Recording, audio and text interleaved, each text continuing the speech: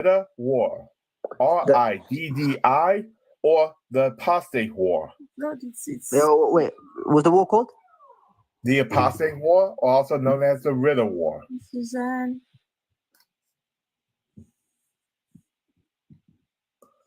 This happened after Muhammad passed away. His age?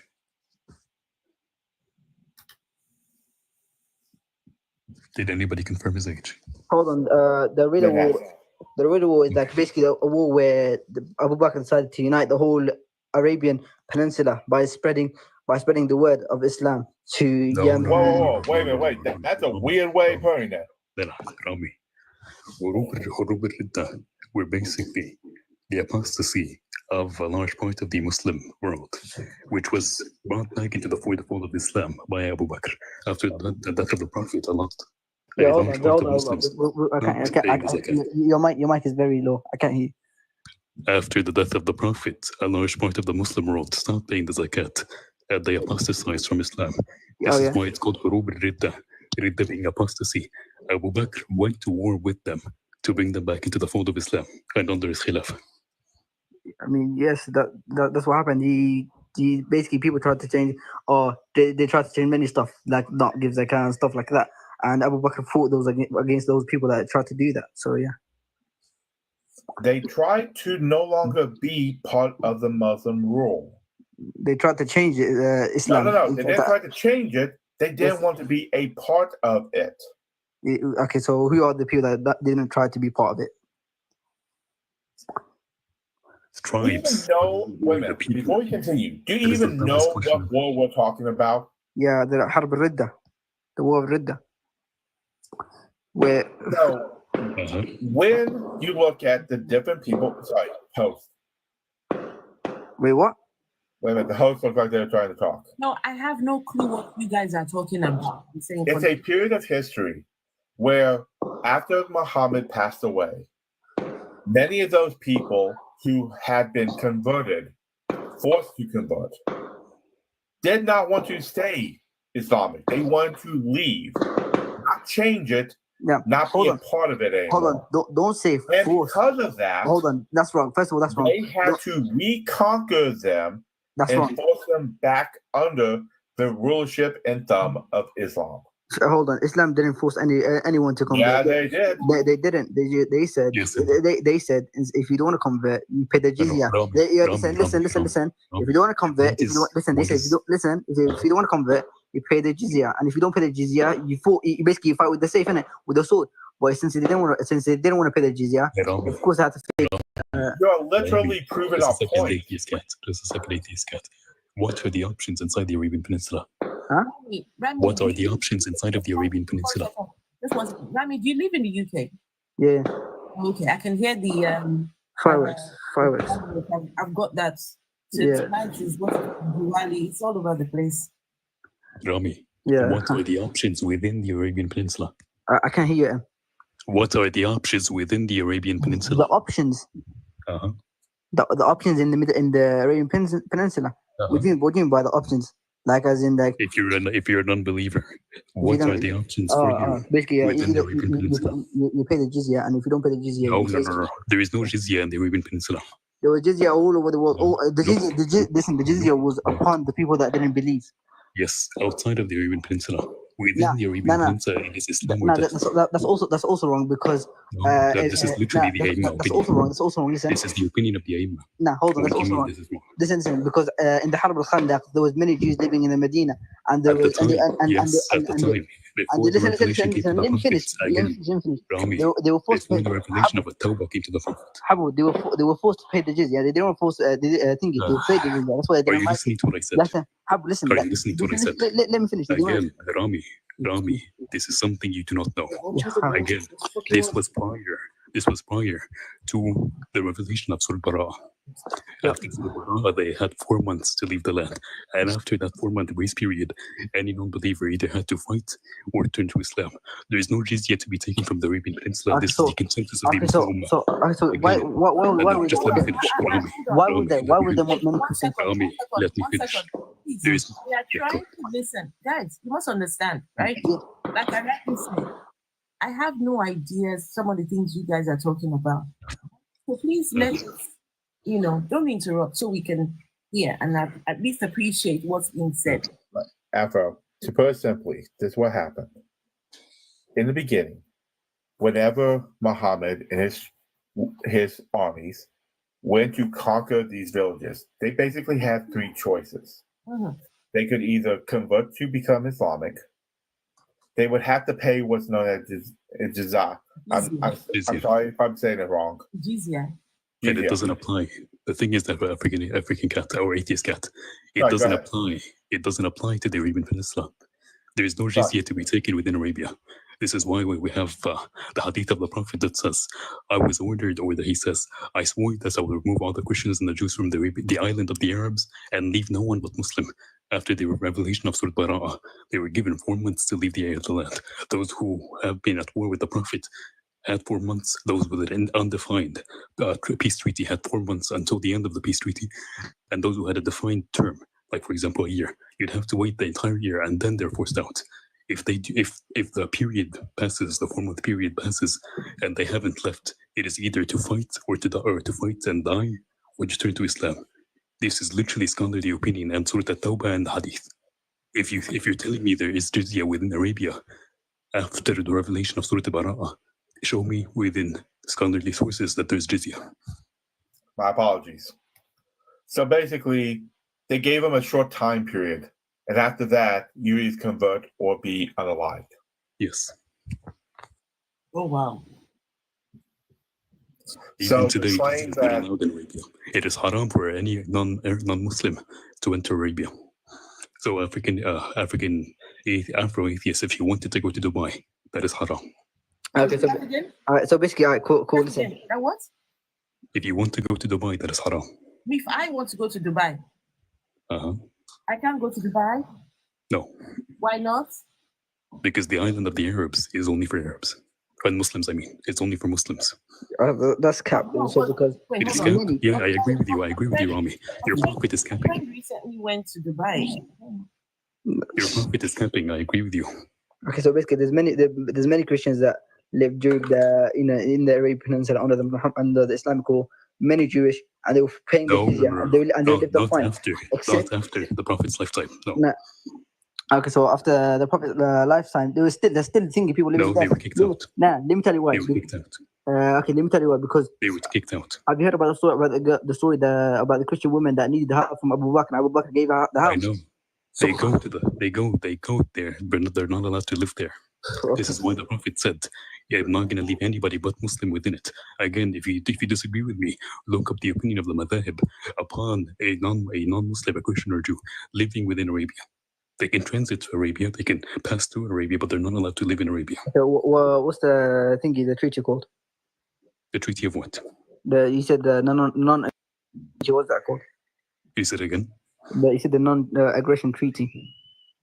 I told you in Surah Bara'ah, we have 3 categories of non-believers. We have non-believers who are at war with you, and those who are not at war, nor do they have a peace treaty. Okay. Those have 4 months to leave the land. And then you have non-believers who have a peace treaty with you that has an undefined term. They have 4 months also. Those who have a defined term, if it's 1 year, 10 years, they have till the end of their term, and then they're driven out. Okay. So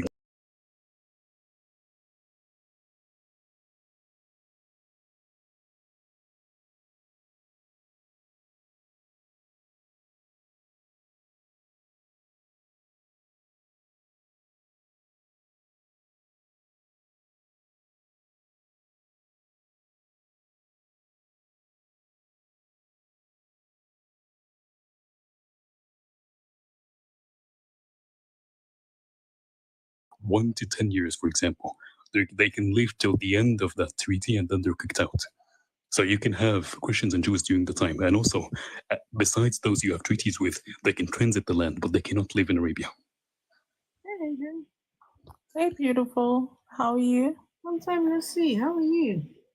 I'm okay, thank you. It's been a while. I know, it's been a while. It's been a long while. You're still gorgeous, so it's okay. Good to see you. Oh, I just wanted to, okay, the conversation can carry on, I just would like to address your Yeah, topic yeah. whenever I can jump in. It also says in the next ayah that if the polytheist agree, asks you for protection, give it to them so they can see the thingy. Again, read the tafsir of it. Hold on. There's somebody speaking. Oh, I was trying to. Yes. So please continue. Oh, I just like I was saying to Afro, I just wanted to engage with the live topic for a little bit because I can tell that the conversation has gone left. So yeah. But if you guys want to carry on having this conversation, I can jump in later with my feedback. Well, I'm not entirely sure it's gone left since it's still about whether or not Allah is real, but I understand what you're saying. So since the other guy jumped off, why don't you go ahead and jump in? What did you want to say? Has he jumped off? I don't know. Okay. So So what I wanted to say is I can't see it fully now, but it says God's not real, the colonizer's God cannot save you.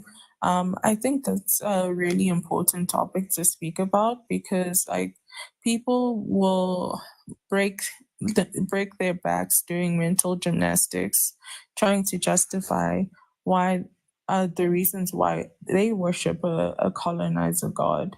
And why we should also worship a colonizer God. And funny enough, it is because of this colonial God that our people have suffered, stripped of our resources, our land, everything, right? Because, if you are praying to the same God, clearly He's not answering the prayers of the oppressed. God has already picked a side, right?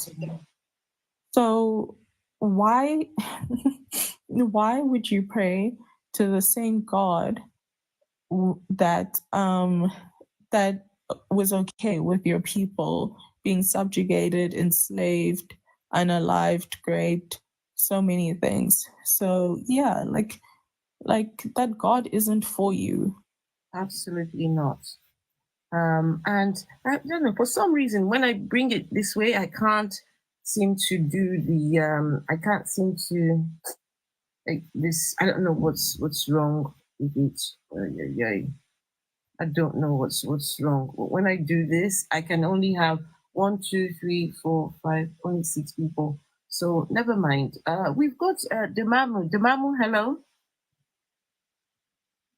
Hello, how are you? I'm good, and how are you?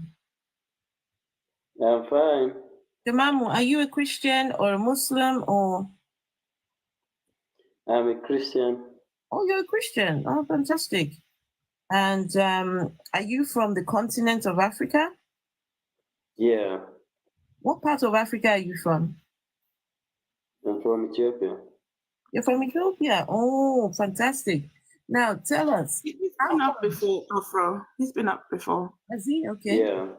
And he ran from Aegis Cap last time. Platinums, okay. So, and Vessel of Dishonor, how are you? Hope you're doing okay, my love. Good, my lovely. Hi, everyone. Hello. Hey. Hi. So, Dimamu, if we've spoken to you before, please remind us again. How are you from Ethiopia and you are a Christian? How did that happen to you? Yeah, initially, I was born in an area where some people are practicing religion, but some also don't have religion. And then when I am growing. So when you were grown? Go on. Go on. And where can I go? Your internet is your life. And are you hearing? Sorry. No, You keep cutting in and out.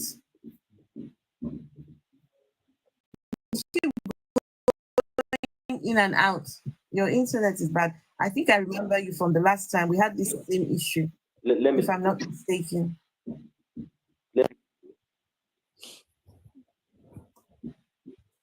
Let me fix. I think. Yeah, go fix it. The God can never provide good Wi-Fi or network for them. I don't know. Hey, Rich. Hey, Vessel. Hey, Kat, how you doing? Yeah.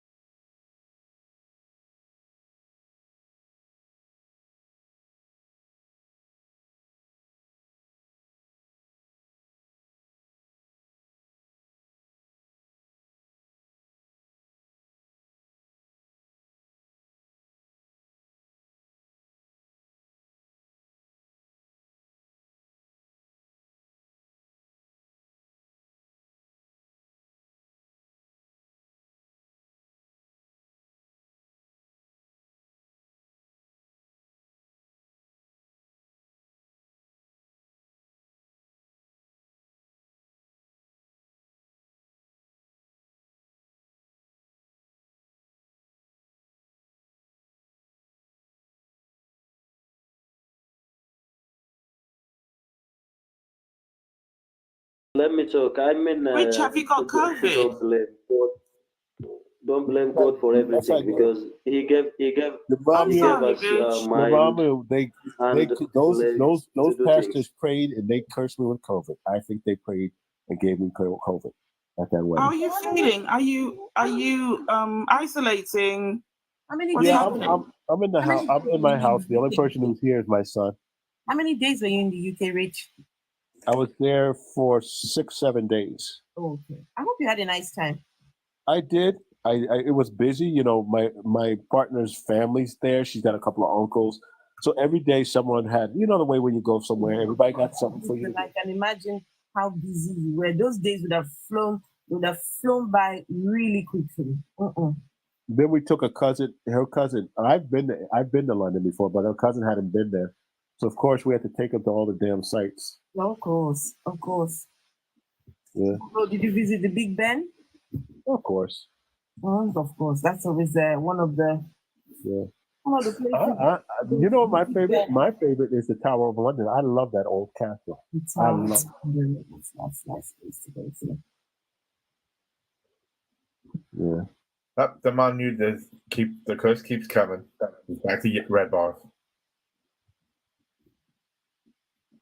You guys met Hayden before? I've met atheist cats. We follow each other. Oh, I must have not been a jerk. That's new. Atheist is funny. You take pride in that, atheist. Just a little. Not a whole lot, but a little. You're funny. We're looking for a debate. We're looking for a debate. If you are a believer in God. These are the people we want to talk to. So Emmanuel, hello, you came up. I don't know, Jemima was still trying to figure him out. Emmanuel, hello.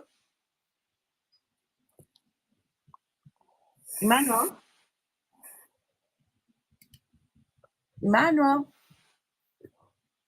Oh, look at God silencing his voices. Emmanuel, hello. Are you there?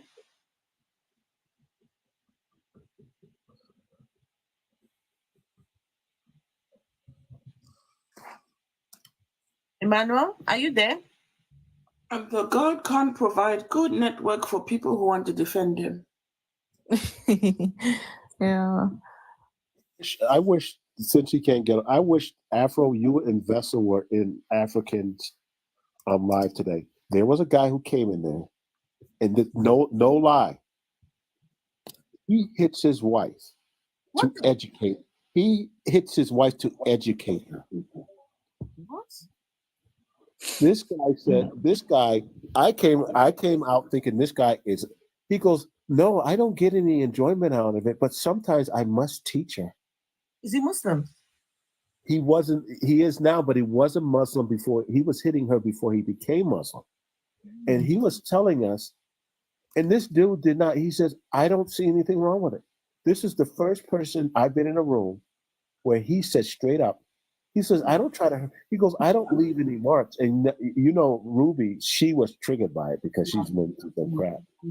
She was mad. She was heated. This dude, and he stayed there for an hour and he took the beating and he didn't care. And I said to him, he says, you weren't submissive to your father, Rich? I says, no. I was a child who listened to my father, but I didn't cower from my father. Then he ended up admitting that his father beat him and his mother. So he's intergenerational. And I said, this guy was scary. Scary. Because he had one of these nice, smooth faces. He says, I only do it when I've told her to do something a few times. Like I told her not to be late and she kept being late. So I felt I had to hit her so she would stop being late. And he was serious when he said this. Wow. Oh, Emmanuel's here. Hello, Emmanuel. Emmanuel, hello. Emmanuel, we can't hear you. If you're saying something, we can't hear you. Emmanuel, go and pray. Pray, ask your God to help you with your network problem. Do you know if Emmanuel is a Christian? Maybe he'll answer you. Do you know if Emmanuel is a Christian or a Muslim or hey, with a name like that, the chances are very high that he's religious. Afro, there's something I've been thinking about recently that that's been bothering me. Can I share with you? Okay, go on. Okay, so I think it's really unfair that the standards that people have for atheists versus the standards people have for Christians and like other faiths are like vastly different. And what I mean when I say that is when you tell someone that you're an atheist, in order to justify your position, you need to know so much information. Suddenly, you need to be an astrophysicist, a mathematician, an evolutionary biologist. You need to be able to explain everything. But meanwhile, what qualifies you to be something like a Christian is literally you saying, I believe in this book, and they never read it. I think that's unfair. Wrong. Absolutely unfair. For someone like myself, right? Why is it unfair? Right? For someone like myself is.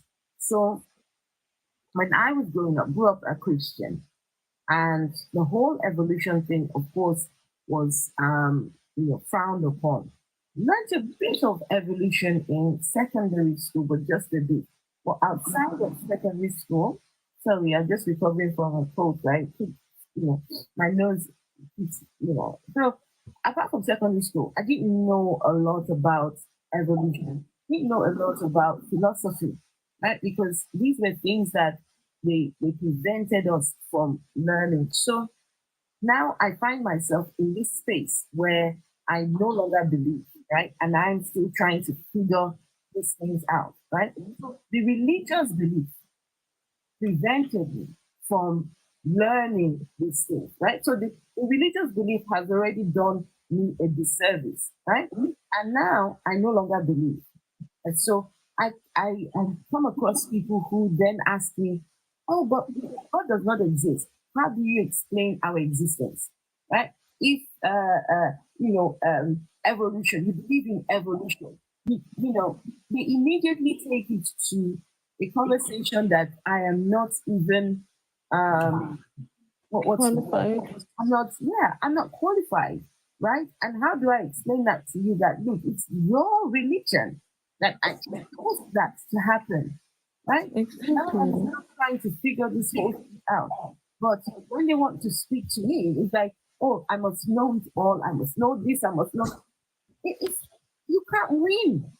You cannot win. Exactly, because it's like, why as an atheist do I need to know all of these things to justify my position of belief or lack thereof when you just say, oh yeah, Jesus, and then you're fine. Maybe you changed the. I have a friend who used to say to me, when someone turns on the music, you don't have to dance with them. So the thing is, and you know what? I think that this is something that we can do as atheists. Have the discussion amongst ourselves on how to handle these things. Why do you have to talk about evolution? Why do you have to know about quantum physics? You don't need to know. The bottom line is you told me there's a God. Tell me why. Give me evidence of that God. Well, Rich, you've heard me say it. When people say, how the universe began, it doesn't matter. They say why? I said, my answer does not determine your evidence. And the bottom line is, if I don't know that, does that mean so God? So the thing is, how do we figure out how to have these discussions, Hayden, to your point? Yeah, say it directly. My answer does not determine your evidence. Yeah, but to stay away from that conversation because they're gonna. The thing is, atheists, they come at them all the time with this crap. Right, so and you just gotta be consistent with it. And I mean, that's what I do usually. Yeah. But so I get what you're saying. Well, you gotta check out. Emmanuel, you there yet? Yeah, see, for me, Can I ask you a that's question, please? so Well, for me, here. sorry, I was speaking. Sorry. So Okay. yeah, basically one second. Did I hear somebody whisper? Somebody was saying something there. Who was that? Was it Emmanuel or was that Emmanuel? Yeah, I'm the mom. When I'm saying I have a question for you. Okay, just 1 second. Let's Hayden finish, and then you can ask your question.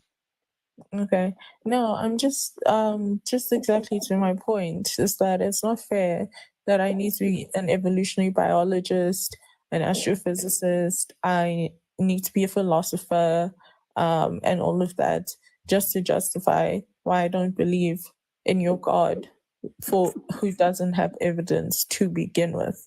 That's the thing that pisses me off. Like, you're right. Yeah, so it's like you don't have the evidence, but you're asking me for evidence of why I don't believe. It doesn't make sense. It doesn't. So the thing is, how do we figure out how to have that conversation? That's the thing. How do we figure out how to redirect and say, listen, you keep telling me that, give me proof of your God. Your proof of God has nothing to do with evolution. It has nothing to do with quantum. Just tell us, give me evidence of your God. And the thing is, how do you stay with it? It's a tough nut. You're right.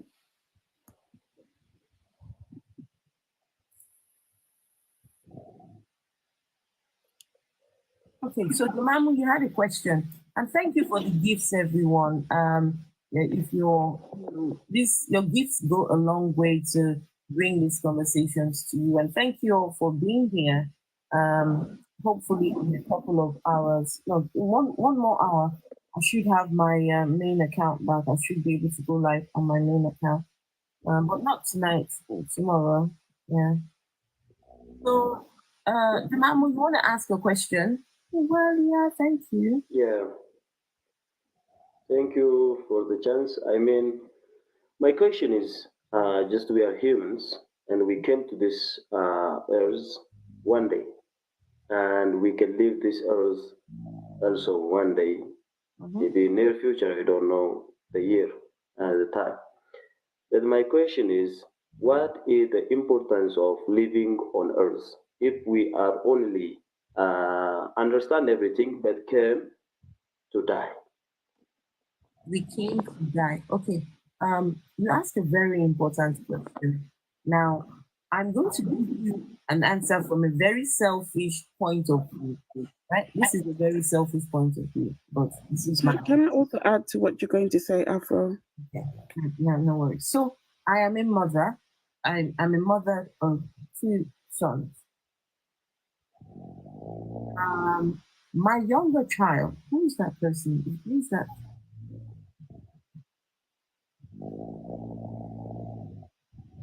Really? Even Manuel's asleep. No, that's Jeez. a troll. That's a troll. That's a troll right there.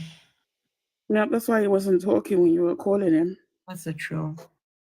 And he just did that on African Atheist Live. Really, Susan? Really? Disgusting. Okay, so as I was saying, very selfish answer I would give, but it's my answer still. I've got 2 children, right? Now, when I had these children, I knew that these were my responsibility, right? And that I would have to do everything in my power to see to it that they live a fulfilled existence, well, to the best of my ability. Now, my younger child, he is autistic and he is dependent on me, right? On top of being autistic, he's got other learning difficulties, right? And so now, as part of that is my existence, right? My everyday existence isn't just to come and die. I've got something to live for. I've got those boys who care about me and I care about them. I want to see the best for them and they want the best for myself, right? If I'm not here, how will that impact on them, right? They are my, well, quote and unquote, responsibility, right? And so, I mean, if anything, there's a lot to live for. For me, there's a lot to live for, but that's just one answer that I can give on top of all the other things that I'm involved in, right? On top of all, I mean, the job that I do is one that is very, very important, right? Helping people who are going through, mental health issues, right? So that is a place where I find meaning. I find that I can, be of some kind of help to someone or some people. So yeah, there's a lot to live for. A lot to live for. Can I say something? Ask you to do maybe you? Yeah, maybe I thank you. I admire this. I mean,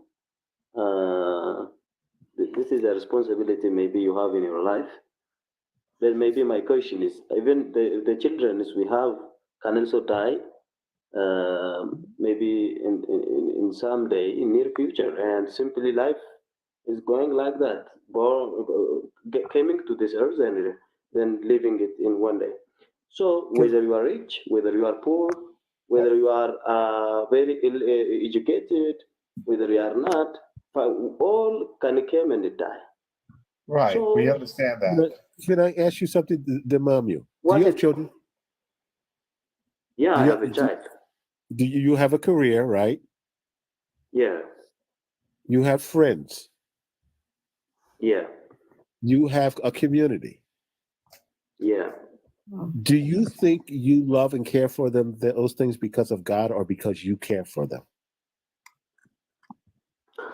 The first thing you need to know is no, I can please can you let's not go see that this is what happens. You ask a direct question and the people start answering and start trying to qualify the answer. Just answer that question and then follow through. But please don't spend 15 minutes explaining your answer, please.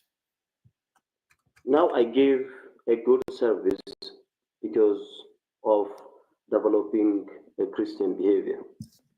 You don't think so? community. You don't think that you could love your family? You don't think you could love your friends? You don't think you can see the beauty of the mountains? You don't think you can see the beauty of the oceans and the trees and all that stuff without that?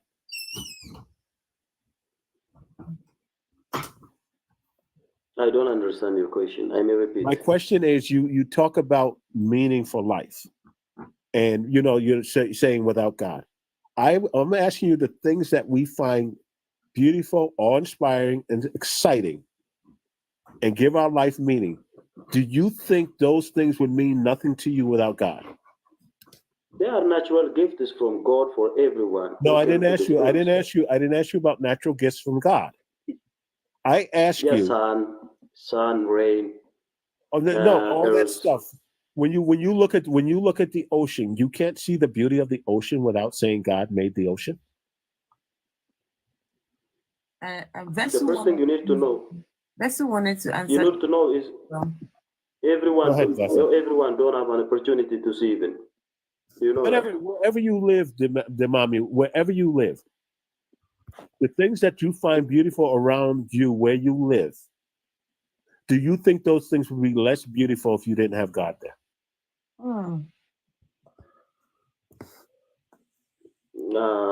I think God gave mind to think for him. That's not what I'm asking you. If you look at a forest, and if you look at, like, I love the mountains, right? I grew up in the mountains of New York State. But they are already created ones. No, they're not created. You know how they're created? You admire, you make them beauty, they are already created ones. The mommy, you know how those mountains form? We already know tectonic plates move. That's how mountains are formed. We know this. So when I drive through those mountains, no, this is false evidence for me. But did you say false evidence? Wait, Demamu. Yeah. What is false? We know that we measure we have these things called earthquakes, Demamu. So what is false? I know it. Demamu, what is false about that evidence? You said it's false evidence. Tell us what's false about that evidence. I mean, what is speaking from geography? I know it very well about volcanic eruption, earthquake, landslide, tectonic force, and so on, in the formation of the earth. Susan, don't do that. Look at. Yeah, I mean, science is dividing those things by era, and I don't believe them. Maybe if you understand me or not. Who taught Susan Momo? Oh, Susan. You guys are so bad. Zod, you taught Susan Momo. Oh. Who did that? Why? Manu, may I ask you a question? Who did that?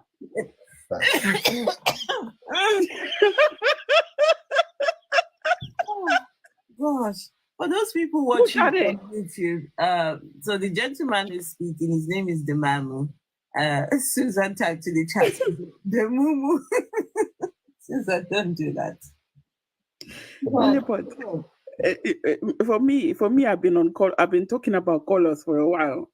But because Susan to bring up a Mumu, this one. Hey, my choice. Who has Susan been hanging out with? Susan. No, we need to find out who have you been hanging. And did you see how she wrote it as well? Yeah. Perfectly. I would love to ask him a question though, if you don't mind.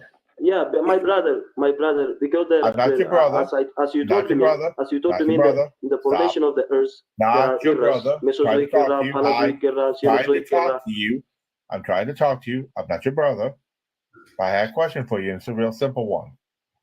What do you do for a living?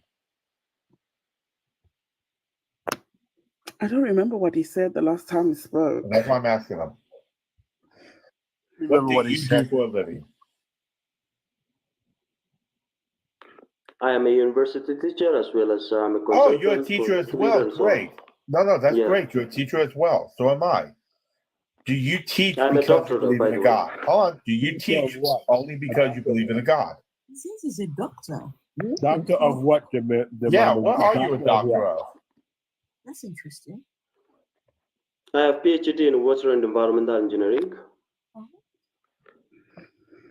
Okay, so you don't believe. So what you're telling me, as a person who's taken geology courses, you don't believe that are tectonic. Yeah, I already took them. Geology, hydrogeology.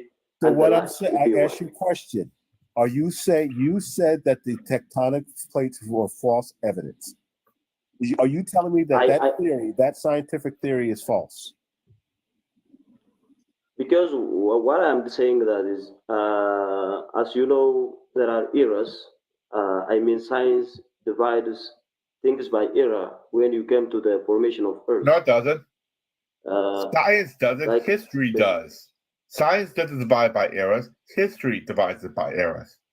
Thank you, atheist. No, for example, I don't believe now fossil evidence and the like, because they are simply kinds of writing for me, and I don't get such evidence now. So you don't think they know that Mount Everest is still growing. Oh, really? Is it? And they know this, Maybe Demamu. They have their own evidence, but their evidence is dynamic. As you know, science is dynamic, changing from time to time. Demamu, Demamu, they are measuring the movement of the tectonic plates in the Himalayas all the time. You know that. Come on.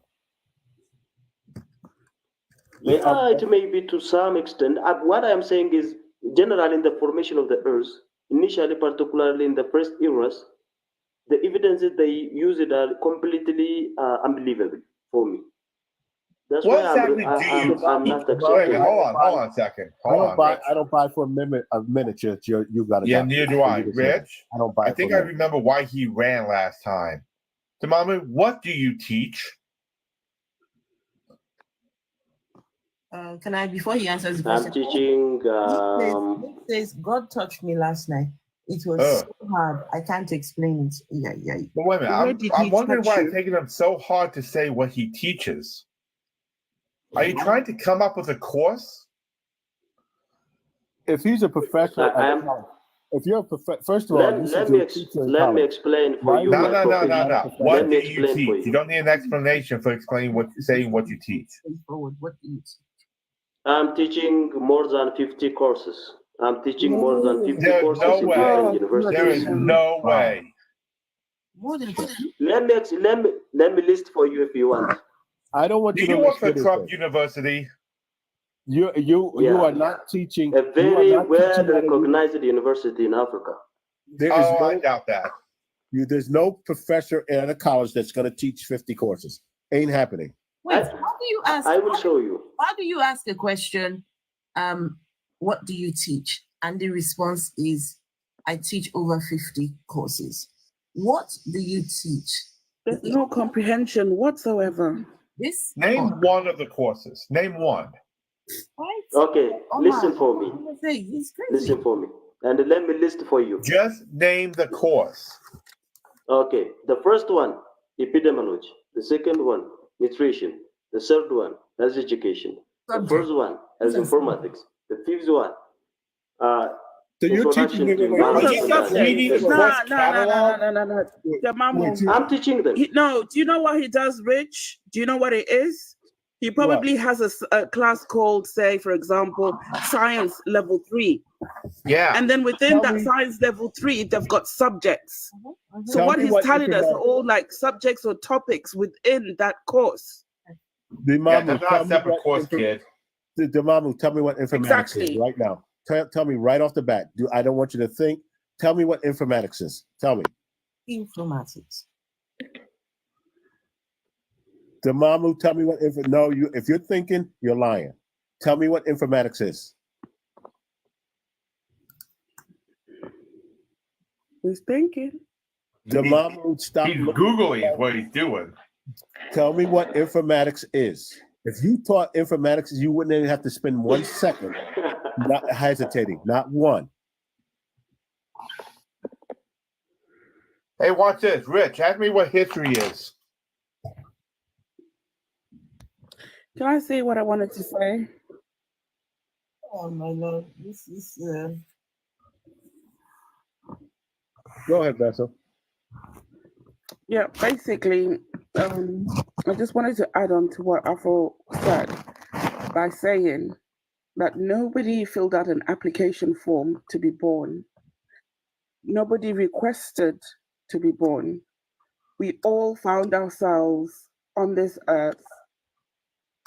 And if our mummies and daddies did not meet, we probably wouldn't exist, right? So we are just here to live. After living, we're going to unalive. The same goes for the birds, the insects, the plants. You know, everything we see is going to unalive at some point. So are we. So there isn't any God's plan or we should serve a God in order to have a life of purpose. No. Our purpose is to survive and unalive. That's it. Nothing else in between, nothing else after that. Hey, the Mamu, based on what Vessel, there's a poem out there called "The Dash." Poem. Yeah, brother. Sorry, because I'm not here to teach you each subject. No, informatics. If you wanted to know my profile, Google Damamu. I asked you what informatics was. I didn't ask you to teach it. You should have been able to run that right off the top of your head to define what informatics is. And when was the last time you heard a college professor call himself a teacher? I don't want to teach you here. You know, because you are not accepting me. You're lying. Google my profile if you want. Google my profile. No one wants to be taught by you. No one requested to be taught by you. Google his profile. Like seriously. He said Google his profile. Anybody can no, thank you. On Google.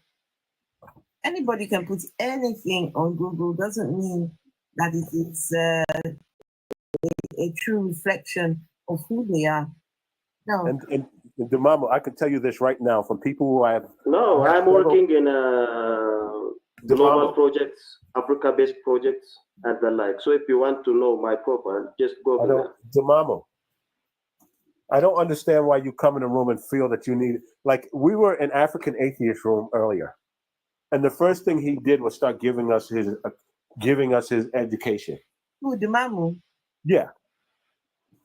And when someone does that, the first thing I think you asked me how many courses you are teaching. I am not even interested in such kinds of things. I have never, Dumamo. That you asked it, I don't know the reason. My closest cousin is a college professor. She just retired. She's a published professor. I don't think she's taught 50 courses in her whole 40-year career. You're going to tell us that you taught 50 courses in one semester? Let me explain for you. No, you can't explain. Let me explain for you.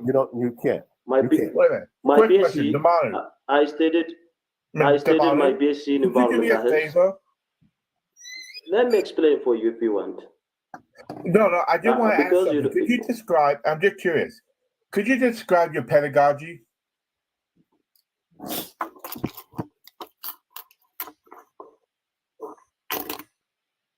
Tamanu, I know you're muted because you're tapping really quickly. Why? No, you are muting me. I'm not muting you whatsoever.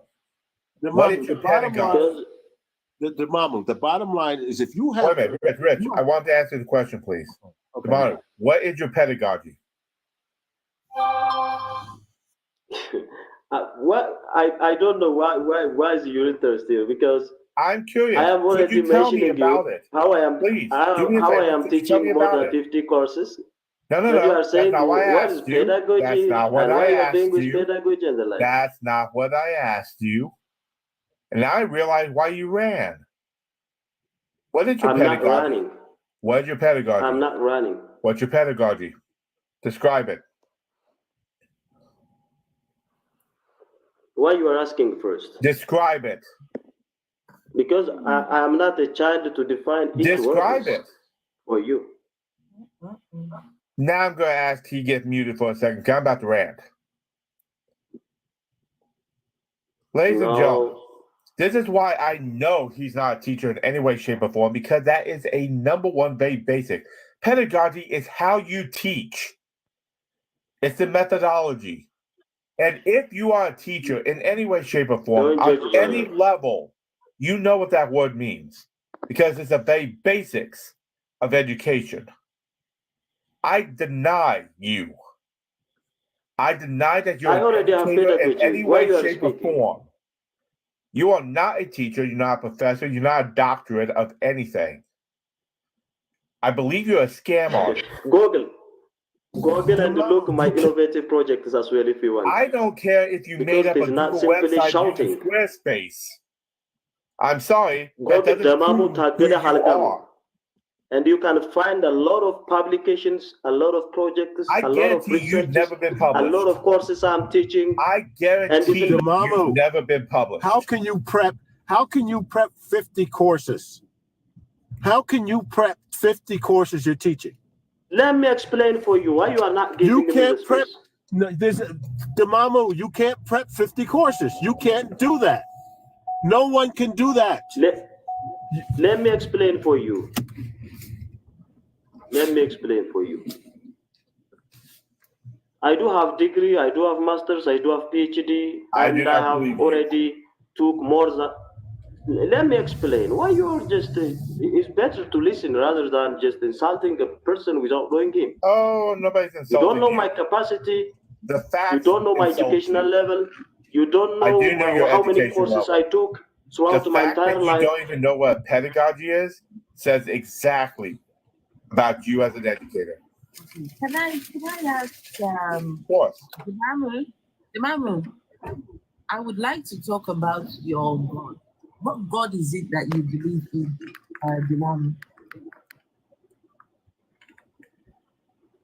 Imamu? What God do you believe in? The God of Abraham. Which one is that? What's the name? The God of Abraham. Which one? Is it Yahweh or is it Allah? Yahweh. Is it Jehovah? Sorry, which one? Sorry? Yahweh. It's Yahweh. So is it the God of the Bible? Yeah. The God of the Bible? The man, is it the God of I don't say the God of the Bible. What? Because it was already written in the Bible that he is the God of all. He is the God of all. Yeah. Okay. So does he have a son called Jesus?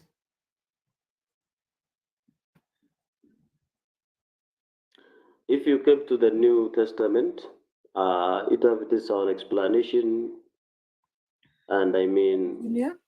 The way I understand Jesus may differ from another, but any religion, I mean, that belongs to Christianity can believe that Jesus Christ is the Son of God, and I also believe in that way.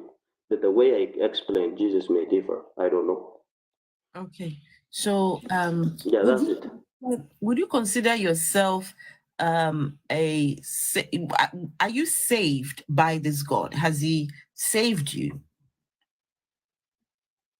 Yeah. So God has saved you, right? Yeah. So how did he save you? And what did he save you from? Okay. Generally, initially you asked the question that I started explaining, and I think internet interruption stopped me. But initially I was unbeliever like you. But when I'm growing, nearly I think age 6 or 7, I started asking myself. Wait, hold on. You were why? I'm sorry. Did you say you were an unbeliever at the age of 6? I don't have religion. I mean, unbeliever means I don't have religion. Sorry, at the age of 6 years old? Are you saying before age of 6?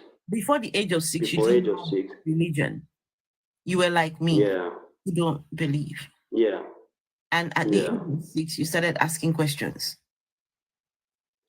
And no, a question created in my mind because I'm looking, people is eating, wearing, dancing, going here and there, and finally die.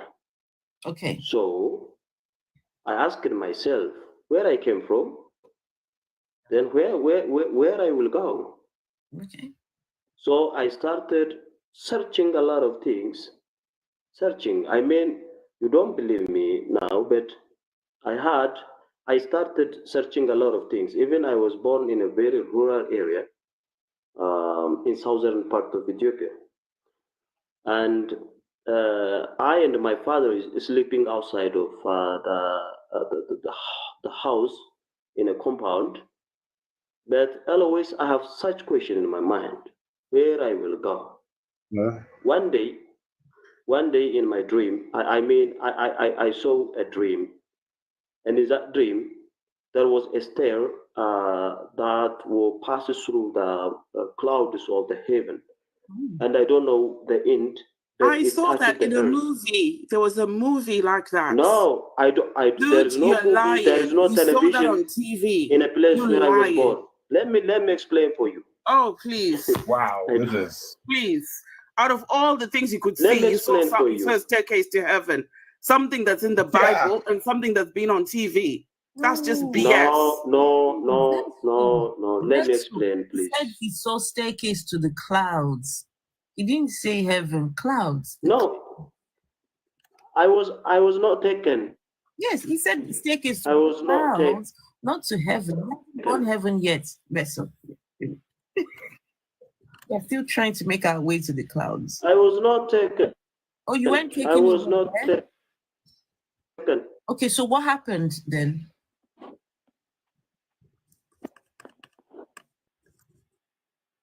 Huh?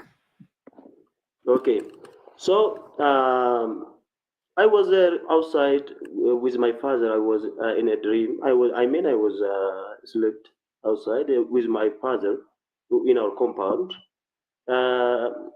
Then what I'm looking is a person that I don't explain his beauty, his appearance was coming from the cloud and walking towards us, to the earth, through the stair. Then finally, after he reached the earth, people were gathered in two ways. One people is weird, a very white clothes were ordered on the right side. Question, please, when he's done. So go on. So the person that you saw coming down the stairs that took him. So this stairs was going towards the clouds, and then all of a sudden you saw you cannot explain its appearance, comes down from the stairs, right? Coming down. All right, please continue. And it's dressed in white clothes. All right, please continue. Can I ask then finally, on the left side, there are also places who have dresses, but their dresses are just dirty and old clothes they wear. On the right side, very white clothes. And he was, when he just reached, the earth, he allowed those who wear the white clothes to move across by the stair towards heaven. But he rejected those who didn't wear the white clothes. And I asked myself in that dream, what I am looking, why he was not allowing those people to go across the stair to the cloud, and why he is allowing others to go. So then after, I don't know anything about religion. I don't know anything about Holy Bible. I don't know anything about, this is my first experience I have. Even after that, I was unbeliever and I don't have religion even for I think for about a certain years. I have such kind of faith through that dream, but I don't know anything about even religion because there is no such religion in a place where I was born. The majority of the peoples are pagans. There are some people who are moving religion, but I don't know even what the kind of religion they have. But finally, I started searching. There is something I saw. So after my search, this big screen is just not, for some weird reason, this thing is not expanding at all. I've just tried to do. Oh, it's fine. We can all see it now. It is cats. Let me explain. Can you get to the freaking point already? So yes, and finally, the mama, what I'm trying to do here is, since we don't believe in God and you believe in God, right? I'm trying to understand a little bit about this God that you believe in, right? Tell us about this God. That's what I'm trying to do here. But what you have described is this person or this thing coming down from the skies. And hey, thinker, right? This thing coming down from the skies, what has that got to do with the God conversation? Yeah, so finally what I started is I started reading Quran, Holy Bible, and I started asking people who have religion, and they are saying some says there is Allah, some says there is God, and I started education. I'm in grade 1 when I was at age of 7. So after 2 years, I had a Bible and I started reading some. Maybe during that time I don't understand even very well, but I'm reading to some extent. So what I finally found in the Bible is just the dream that Jacob had about the stair. But he didn't mention the person, and he didn't mention the way people go across the stair. But Can I ask my question now? No, let him finish. Okay. He's nearly done. Hopefully he's nearly done. Let him finish. Finish your tale, please. Okay, so yeah, so finally what I found is yet still now even Yes, do not forget he's describing events that took place when he was age 6, between 6 and 7 years old. And do not forget also that this is a gentleman who has studied degree level. He has done his master's and also has a doctorate as well. And right now he currently teaches 50 courses. So yes, he's a teacher now and he teaches 50 courses. So please continue, Dimamu. Yeah, so finally, after reading and after making a number of conversations with my friends, I converted myself to Christianity. You converted yourself. And at what age? What age were you when you converted? Initially around the age of 13 and 14, right. I started going to church and looking at things around and understanding what's going on there. Then after I started, by the way, even around grade 9 or 10, now? I was leaving church. Okay. I was leaving church. Okay. Around grade 11, I think. Grade 9 or something like that. But during my bachelor degree at Hawassa University, at third year, the same person I saw at the age of 6 came to me. The same person I saw. Wait, the person you saw at the age of 6 came to you when you were now in university? In university, third year university. Third year of university. And what did the person say to you? Yeah, he came.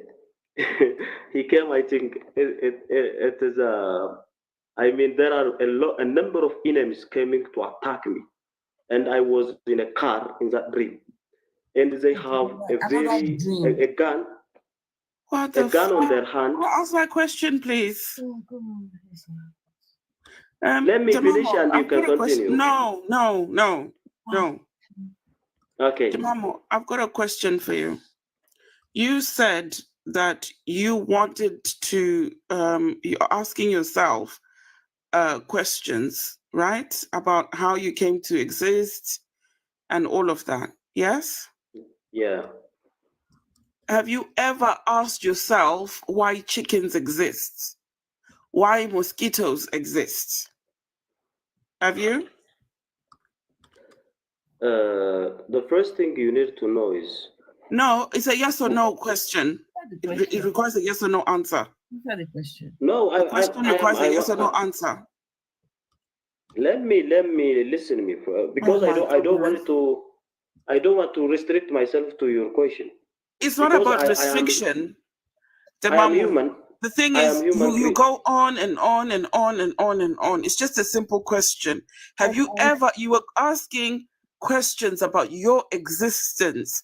Have you ever questioned the existence of mosquitoes or the existence of chicken? Because the chicken hatches today, it grows, next thing it's unalived and made into KFC, right? I've already found all those things in the Bible. For those chickens? Is there a God for those chickens that has said, you know, you chicken, you're going to be KFC, you are going to be Chick-fil-A, you're going to be Nando's, you're going to be, I don't know, McDonald's? Is there a God that decides that for the chickens? The first thing you need to know is, as I told you, I asked it about myself because I have given a mind to think. Yes, I know you asked about yourself, but while asking about yourself, why didn't you also ask about the chickens? If I came to Holy Bible, I already found the way things were already created. So I understand all things in that way. I mean, then I started deepening myself, reading the Holy Bible. So finally I became Christian. Why is it so difficult for you to just answer a question? How it can be difficult? Because the Bible is already... I'm asking you, while you were questioning your existence, why didn't you question the existence of other things, such as chickens? First, as I told you, I have given a mind that asks questions about myself. Then after... So are you selfish? You're basically saying you're a selfish person. You only care about yourself. You don't care about chickens. How do you think you are selfish? No, you are selfish because you said you only ask about yourself. Why didn't you ask about chickens? I was asked in a way I was created for. I mean, I was created to think. What about chickens? They are created just for the purpose of human being, as we read from Holy Bible. They're created for the purpose of human beings. So what are human beings? What is the purpose of that human beings were created? The human beings were initially created to worship their God, to have a fellowship with their God, to live the life that God proposed for them. Okay, can you show me where in the Bible Adam and Eve worshipped God? In their entire time, when they were in the Eden, they have a connection with God. That's why. Show me where they worshipped God. What does it mean, worship? You said the purpose of humans, is to worship the God. So show me where Adam and Eve worshipped God. Yeah, having a fellowship with God. You said worshipped. You never said worship fellowship. Means fellowship. Yeah. No. Show me where Adam and Eve worshipped the God or even prayed to this God. Show me. And what kind of fellowship? I don't know what you are saying. What kind of fellowship did they have with God? That fellowship couldn't have been good because they were naked. No, but I'm not sure if Eve had a fellowship. If they had fellowship with God, right? How then did they eat of this tree? How? If they had with this God, and nowhere does it say Adam and Eve knelt down to pray to God. Nowhere does it say that. Nowhere does it say that they sang songs and worshiped this God. Right? Nowhere. This God came to Adam and Eve. This God was looking for Adam and Eve. Adam and Eve never looked for this God. They never went to him. Can I just say that we've got, listen here, I don't know, listen, I only see parts of your name. Listen, It says, listen here, fam. Listen here, fam. Okay. So, guys, we've got listen here, fam, right? Which, listen here, fam. Are you Christian, Muslim, or? Yeah. Which one of them? We can go with Christian if you like. If I like? Yeah. I've heard some statements being made here that are inaccurate. I believe that was interrupting the Mamu. Wait, the Mamu. What sort of statement have you heard? So in the Bible, it says Christ is the firstborn of every creature. There's a few statements over Christ being. He's not my firstborn. Christ is the firstborn of every creature. It's an actual quote. He's not my firstborn. He might be your firstborn. He's not mine. Hold on. Wait. Christ is the firstborn of every creature? Yeah. Where does it say that, the Bible? Give me a second. I'm going to use the same phone I'm on to go into Google to give you the exact. Let me understand. Wait, hold on. Let me understand something. I'll see if I can find it. If Christ is the firstborn of every creature, so Christ is the firstborn of the cockroaches, Christ is the firstborn of the lizards, Christ is the firstborn of the tapeworm. Mosquitoes. Don't forget the mosquitoes and the chicken that goes to KFC. Oh, how about the snake that tempted Eve? He's the firstborn of the snakes. Yes. May I? Interesting. Yes. So, okay. Where it says, sorry, go ahead. Why would you? Go ahead. Explaining. So, in the statement, it states inside biblical scripture, it can be found where it says that God has only one begotten Son, and all scripture is of divine inspiration and worthy of use with correction. I see a lot of these discussions happening. It's almost like the stuff that can be clear or taken based on reality is ignored. So when it says the word became flesh, I keep pointing out that somebody who's a studious individual embodies the scripture, the literature they're reading in order to act like a doctor, for example. Okay, can I give you scripture and then you can tell me about it? Sorry, can I talk please? Because I know you're interrupting and this is no, because what you're saying doesn't make sense. No, it makes sense. It doesn't, because the same God instructed them to take slaves. The same God instructed them to grape and to unalive. Okay. So which part of that is divinely inspired? What I'm saying again is the way you're choosing to interpret it. I'm trying to say something. Hold on, please. I'm trying to say something. Before you go on to say something else, you said something about the word became flesh, right?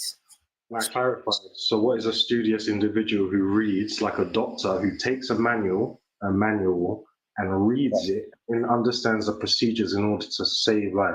Okay. I want to know, how does the word become flesh? I just told you.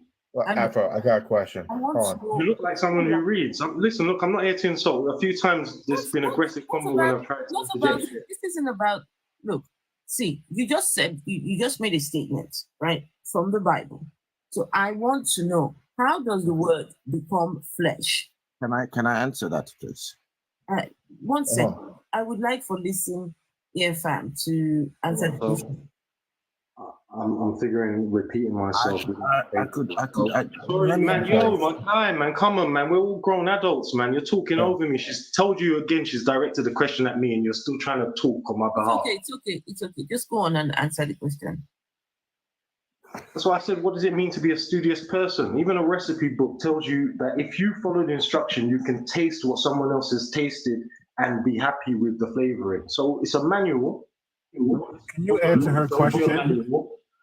And it will give you instruction, just like a teacher will give you instructions. And when you start to comprehend what they're teaching you, you know how to apply it when a circumstance appears for you to apply the lessons. Up till today, there's adults who can't even add numbers correctly. You wouldn't want to. You got to answer her question. I answered it very clearly. How does the word become flesh? Now I'm being taken by studying. May I? No, can I speak, please? If you don't have the answer, you let me know. Okay, hold on, please, hold on. Aboki, please hold on. Atheist Cats, please help with the verse. Yes. First thing. One thing I'm worried about is his knowledge of the Bible, because when he first came on here, he talked about Jesus being the firstborn of all things. That is incorrect. What he's citing is actually Colossians 1:15. The Son is the image of the invisible God, the firstborn over all creation. Over all creation. So you made a major mistake right off the bat. No, I didn't make a mistake. Yes, you did. You're reading the wrong scripture, my friend. Then if I'm incorrect, please cite the verse. I've just corrected you again, so if you want to have a bit more both of you stop. You don't know the Bible. This cat is even trying to help you. No, don't remove that. Please don't remove him. Listen. I know could you cite these him, but I wanted to talk to him. Wait, hold on. Yeah. Please come back up. Right. Just listen. Mute yourself for a minute. Well, let us finish this conversation. Listen, when you came up, you made a quote about a verse. Could you say which verse says it? Because the verse I have says he's only the firstborn over all creation, not that he is the firstborn of all creation. And before you continue, listen, Irfan, you quoted that verse wrong, right? If anything, I didn't quote it wrong. Your friend went and found a different verse and then started saying that's what I'm speaking about. I said I'll speak for myself. Hold on. If anything, you should be thankful to Atheist Cats, because now he's trying to. Now he's taking more sense. Every time I come on, I treat you with respect, and then you guys are undermining the personality and the type of words you are that you not bring. treating me with respect right now, because I'm speaking. You're speaking over me. Yeah, but you're telling me I said something. You have to do is say the verse. You said Jesus was the firstborn of every creature. That doesn't make sense. There's an easy way to fix this. Okay. Listen, please give us the verse. All right, no problem. I said I'll use my phone that I'm on. Give patience, Go right? ahead. We'll continue the discussion. I'll Go come ahead. in. We'll wait. We'll wait for you. Afro, yeah. Aboki talk too much. I know. Aboki, we will get to Aboki in a minute, you know. Or you want to talk to him. You want the gentleman is finding the... No, because he talks too much and he won't stop talking. He won't stop talking, Vessel, if he starts talking. Aboki, are you a believer, Aboki? Yes, I am a believer. Which of the gods are you a believer in? Christianity, God, the God of Christianity. You sound like you're Nigerian. Are you Nigerian? I'm Nigerian. Oh, okay. So how are you a Nigerian and you are a Christian? How did that happen to you? How did a Nigerian man become a believer in the God from Judea? Explain that to me. How did that happen to you? Let me first of all correct a narrative the way you phrased your question. You see, right from time, even in Africa, in our dates, there is only one God, but we all come to this God through different means. Whether you call it a traditional or whether you call it, but there is a God, which is one God. Okay. The Muslim comes in different names. You can call him Allah. He stayed the same that God. You can call him that's not true about him. Can I when I finish you could just what I'm here to say is this, you have an omnipresent God. It's free in one body. Are you finished now? So we have the shampoo God. Exactly. Now, Aboki, there is no way you as a Yoruba man can worship the same God that an Igbo man worships. You both have gods, and these gods are completely different from each other. Mm-hmm. This concept of all gods are one, but with different names, came with Christianity, right? Because if you look, say, for example, Ifa, and you look at the, what's the word, Afro? Which one? You look at the nature of Ifa. You look at how they describe Ifa. And then you look at Amadioha, and you see how they describe Amadioha. And you see the powers and whatever of Amadioha. They're completely different to Ifa. So you can't say that a Yoruba man and an Igbo man worship the same God.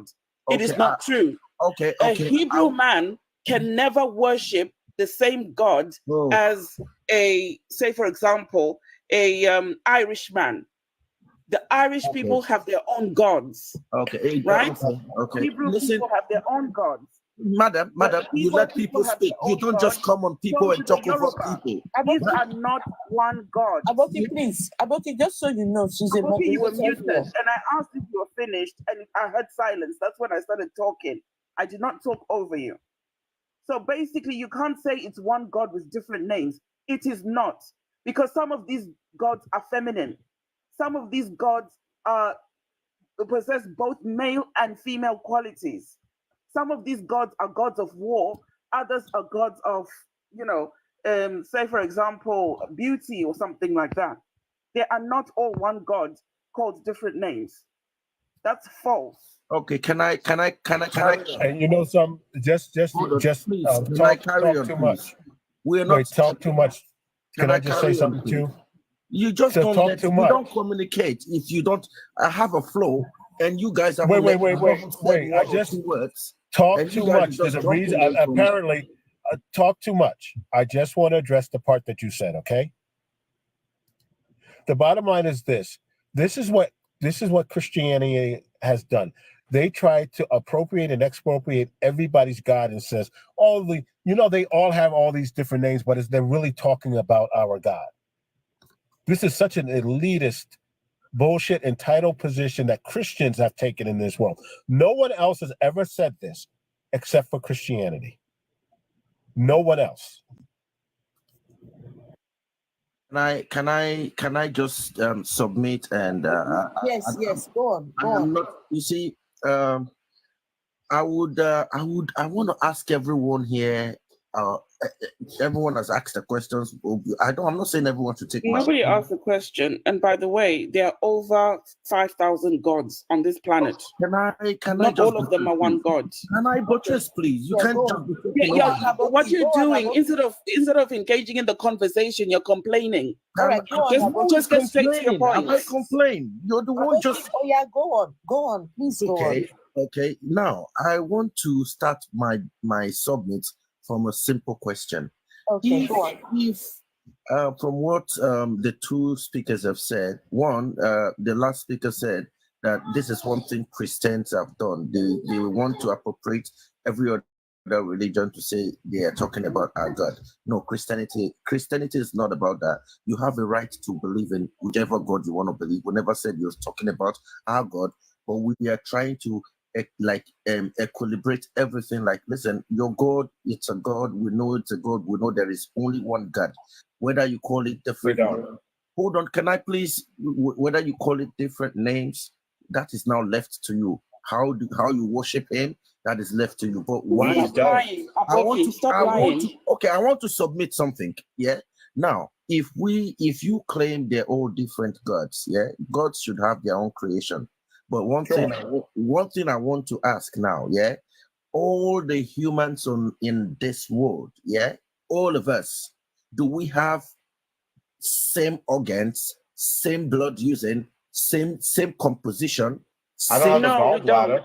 No, we don't really. We don't. Okay, now because Atheist Pat might have a bigger baller than you. No. We have same organs. Same organs. It's not about size. I'm talking about. It is about size. Can I speak? Listen, please, everyone. Let me just ask, please, politely. There are people listening on YouTube, and there are people listening here as well. Please. I want us to have a conversation, right? Back and forth. Please, one person talk, then the other person respond. That's what. Let me learn. So you can actually digest what I'm saying. Understand what is going on. You can't digest lies. It is left to you whether you want to digest or not. But just let me speak. Okay, please hurry up. Please hurry up and finish. Okay, if you hurry up and finish, and let us get on. Okay. Now, my hypothesis is this. You see, everything under the sun has a name, was created by someone or somebody. Yeah. If every one of us listening to the sound of my voice, just look around you, right from where you are, look at everything. There is a name to it, down to your wristwatch, your handbag. So who created your God? No, hold on. Let him finish. Let him finish. Continue. So whatever men made, they actually want glory for it. Down to the cars you drive. There is a make of the Audi. The Japanese will tell you, the Germans will say, we made Audi. Audi is a nice car. Go to the different. The bottom line of what you're saying is everything is created, yes? Everything was created, and humans were created. There is a God that created human. All right, prove that. Who created the God? Religion, or whatever, but just know it behind you. Please, okay, Uncle, please, can you prove that we were created by a God? Yes. The proof that I have is it's one, theoretical, and two, it is my own thinking, my beliefs. So I wouldn't want to impose my beliefs on you, but they said there is behind life existence, there are records. So one of the oldest books that we've known, like what my brother was saying, that how did the word became flesh? I wanted to answer that question. In the beginning, he said, in the beginning, God saw the earth. His spirit walked along among the. God sold the earth? Afro, what he's basically saying is that he was created, his God created him. His mother and father did not have intercourse in order for him to be on this earth. That's what he's saying. Did he just say in the beginning God sold the earth? I don't know what he's saying. Is that my ears or what? I said at the beginning, God spoke a word. Wait a minute, hold on. Which book are you God referencing? spoke a word, and the word of God came. What book are you referencing? Yes, what book are you reading from? Genesis. Wait a minute. I thought you said one of the oldest books.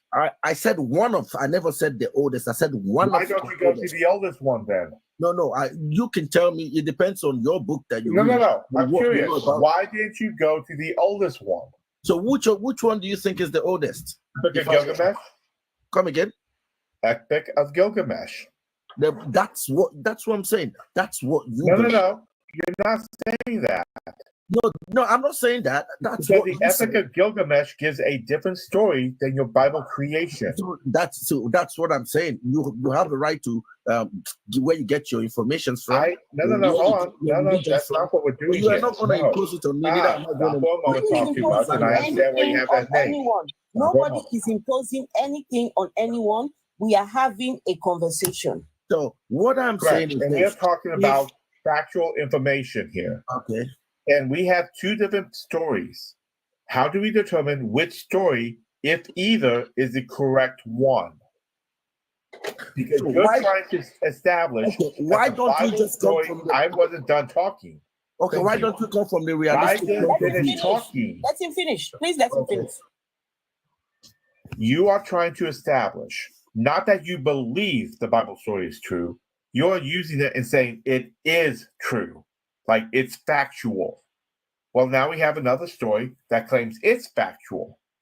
How do we determine between the two if either are actually factual, that this is how the universe began? How do we determine that? Determining which of the books is actually true and which one is factual or fiction. That I believe it's a question. If we want to start to argue about that, we're going to carry on till tomorrow. No, we won't. Carry on till we make it really easy. We would never come to a point of agreement. Let's carry on till tomorrow. Let's carry on. I'm good. I got time. I've got the weekend. Today's Friday.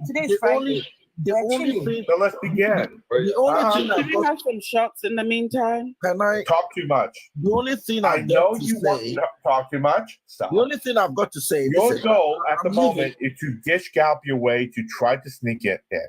No, we're not going to do that. We're going to have a conversation.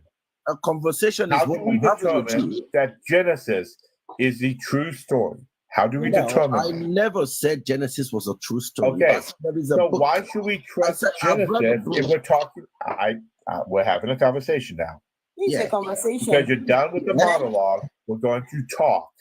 Yes, please. No talking over each other. Please, I beg you. Right. Please.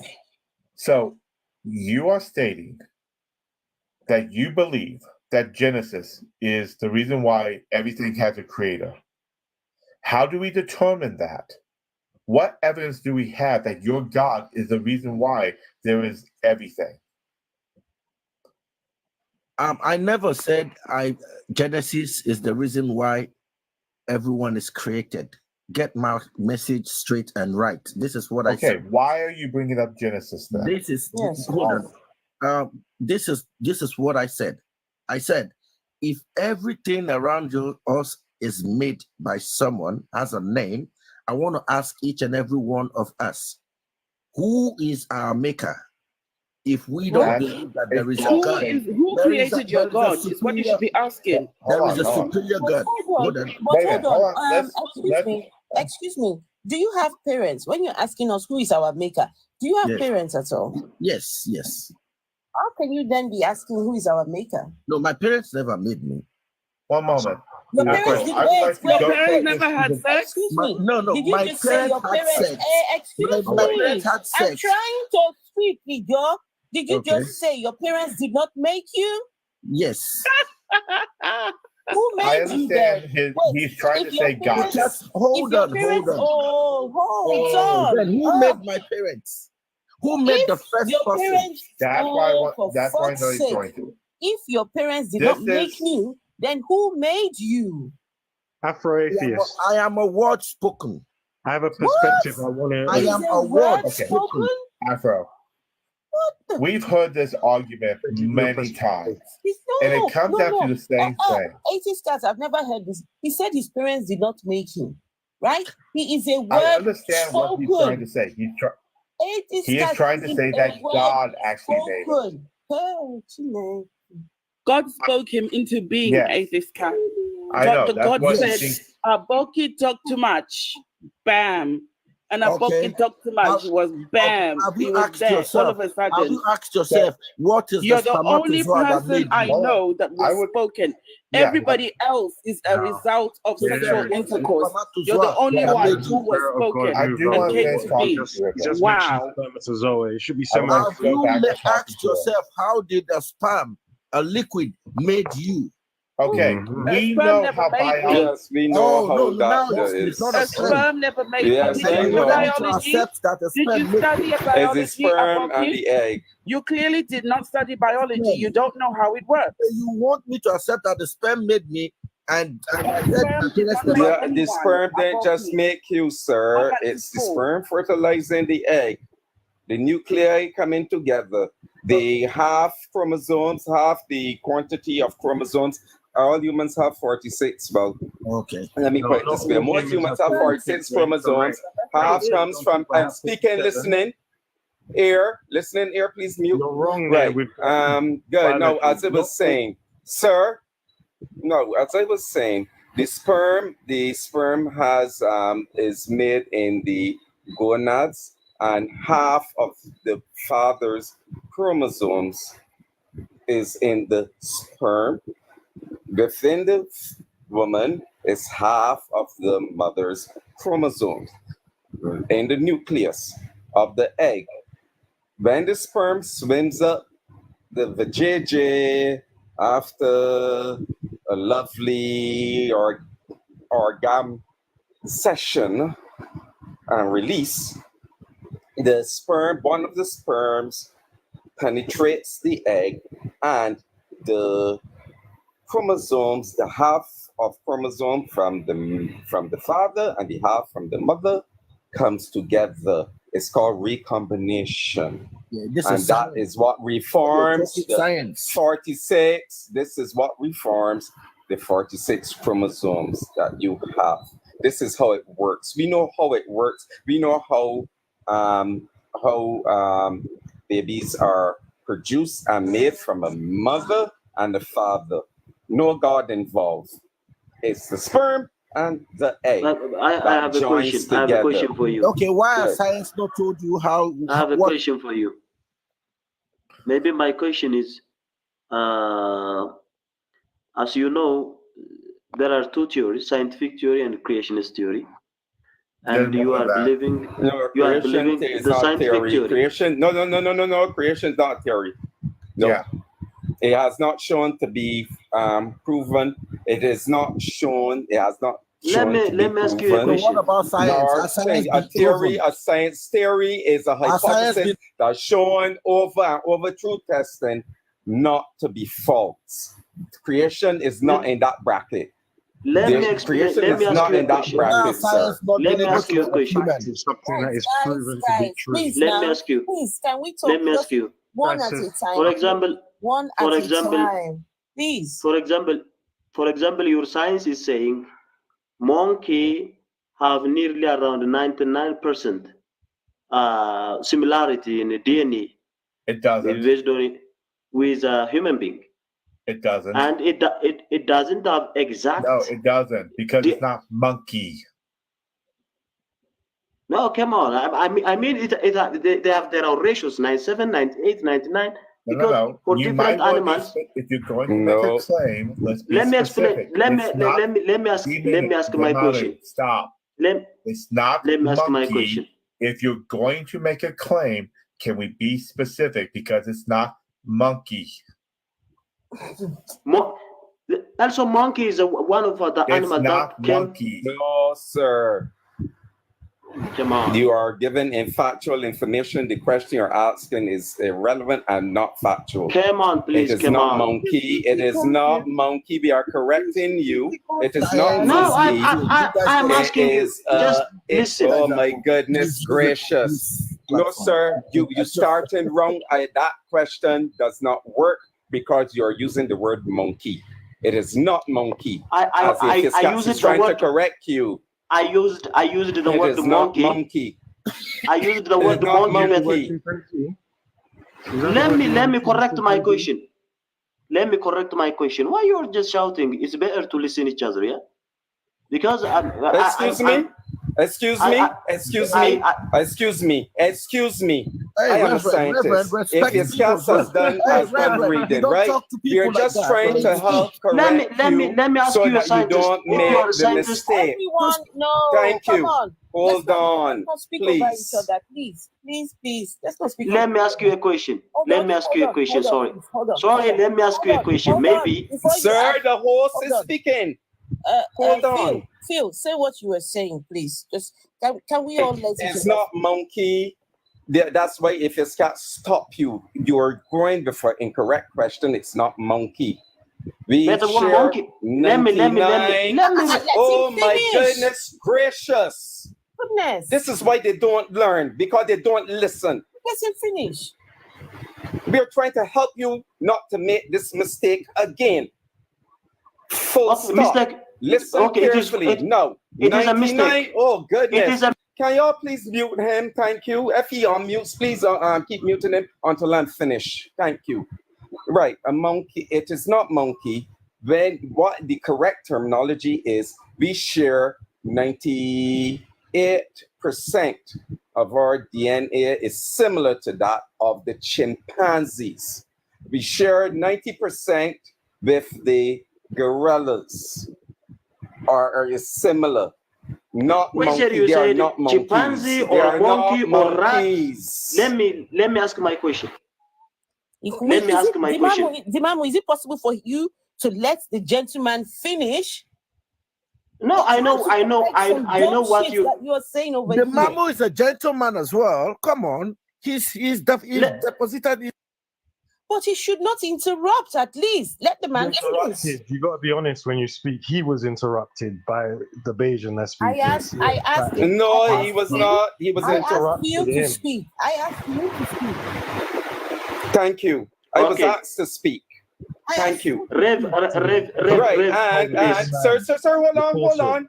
I'm not finished. And it is Katz is the one who interjected and stopped him from making the mistake. I'm not as a scientist, brought my Jesus Christ. What is wrong with these people? Thank you. Right.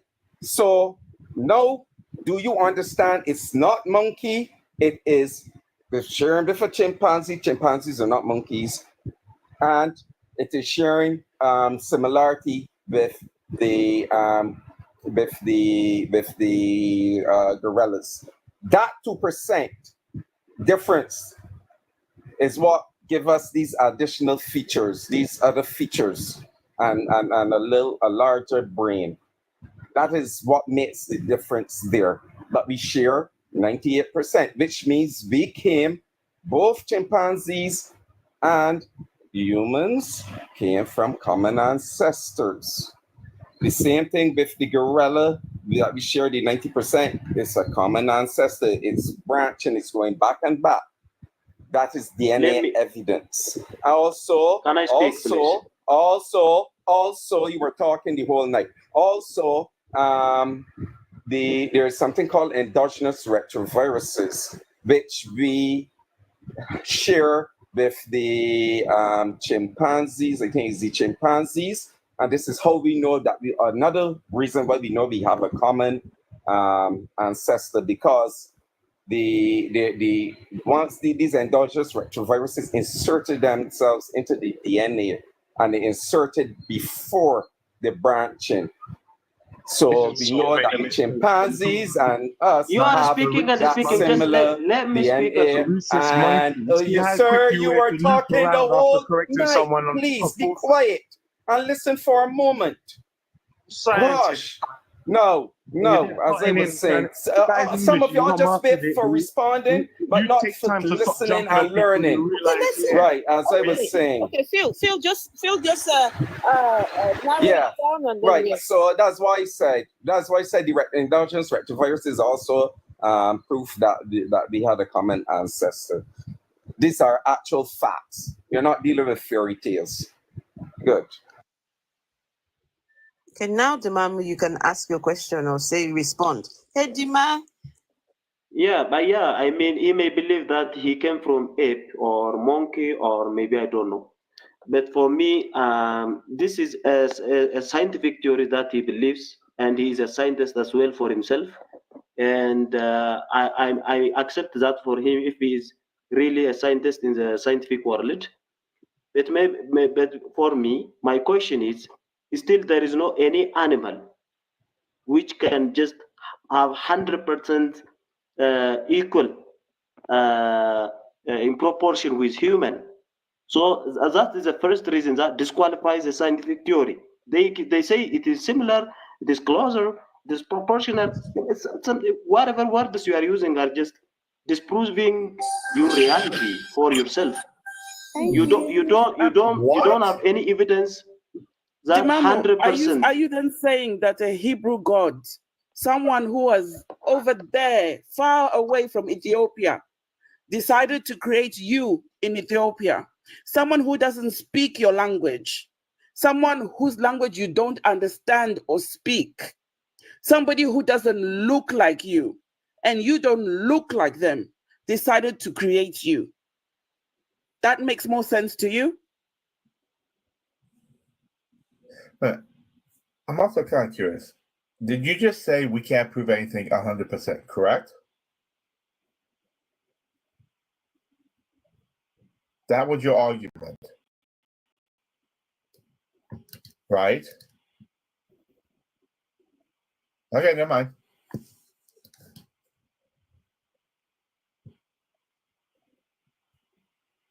Good evening, everyone. Good evening. I just showed up because I was enjoying your conversation in the background. And thank you for having me. Hello, thank you. Hey, Stephanie. Right, are you a Christian? Yes, I'm a believer in the Lord Jesus Christ. Oh, hallelujah.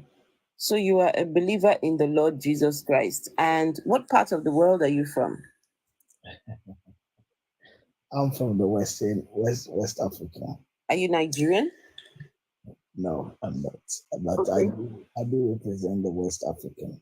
All right. Can you tell us how you from West Africa believe in a God that was brought, that originated all the way from Judea? How did that happen?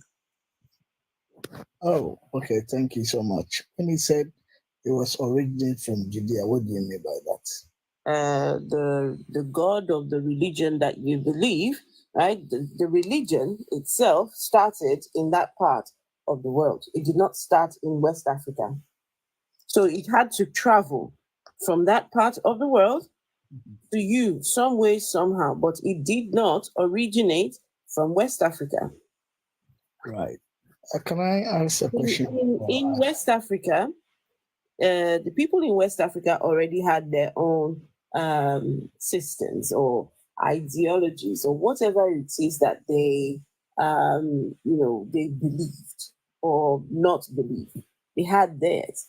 So how is it that you have now, you now believe in somebody else's deity from over there in Judea? How did that happen to you? If I really understood your question, I believe that God is universal. See, there's I think when we have this kind of conversation, we need to draw the line between our cultures and God of creation so that we can be helped. I can agree with that, sure. How do you know your God is real? Let me finish, please. Oh, here we go. How this? Okay, can I, before I answer the question, can I ask you? But hold on. If God is universal, how then did why didn't God cause this religion to be somehow universal? The religion was not. If God is universal, then why then was the religion not universal, along with the God? You see, when people say why this kind of why, okay, that's fine. These are very valid questions. It's a valid question, which I will answer. Very valid question. Do not dismiss the guest. It's a very valid question, which I'll answer. But before I answer that, can I please ask you? No. I will answer. Calm down. Why are you running? Why are you calm down? You will answer the host first. The host asks you a question. Well, you see, you ask a question. No. The host asks the question, and the host gets her answer. Calm down. I know how quick you are panicking. Don't worry, we are here together. Oh, Afro. We are all here together. Afro, don't you love it when they come up and try to use big words and they use them in the wrong context? Hold on, Afro. Do I need to hold back? No, 80s cat, please stop panicking. Stop. You need to stop panicking right now. I'm not panicking. You know I'm not. I want to ask him permission to go American Cats on him. No, just hold on, 80s cat. Hold on. Please. Hold on. Just for a minute. Okay. The question that I asked is, if God is universal, why then was his religion not universal? Why did his religion get brought over to you? Well, it's not brought over to me, to us. That has to be corrected. Okay. Because if you look in other place, that's a question. Let's have a good conversation, please. When he said God is universal, that's fine, because God is necessary. God is a source of life. Regarding your position, whatever position you stand, God is a. What happened to him?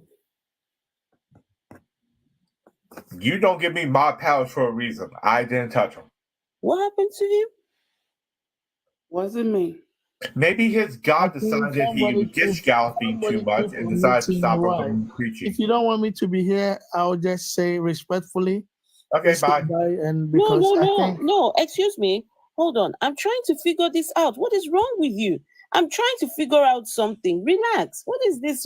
If you don't want to be here, I'm trying to figure out what happened. Because you keep on meeting me. I didn't do it. Okay. Please, guys, let him speak. If anybody's muting him, please just let him speak. Go on. You see, what I was saying. Give him a time, please. What I was saying is this. Can I simply ask you a question? Okay, ask me. What is the color of human spirit? I don't. Hold on, please. Hold on. I don't know. I don't know the color of human spirit. I don't know. I think the gentleman seems to have the. No, please, hold on. No. Please leave the gentleman out of it now. Right? I asked you a very simple question. Thank you. I asked you a very simple question, right? And now you ask me, what is the color of the human spirit?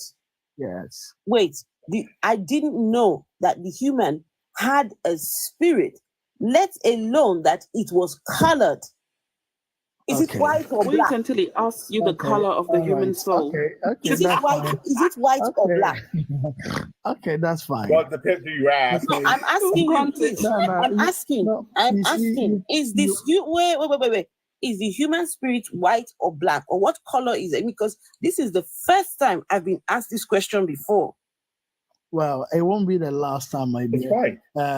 It won't be the last. The reason why when he said the God of bringing, there's a language you use. I'm trying to use it. Yes, you said God was universal. I said, if God was universal, why then is his religion not universal? Why does he need people to get on their boats, their sheep, their cars, and everything to take his religion all over the world?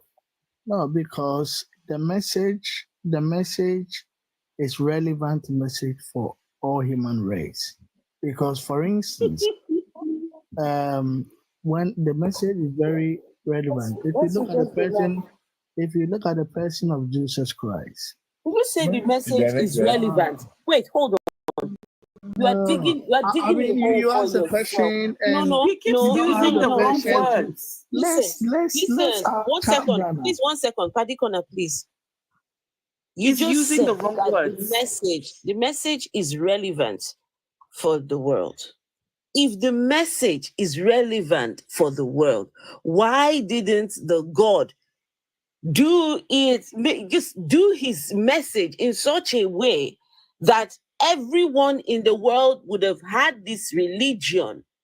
You are digging a hole for yourself. The more you speak, you just continue to dig a hole for yourself. This is why I'm stopping you.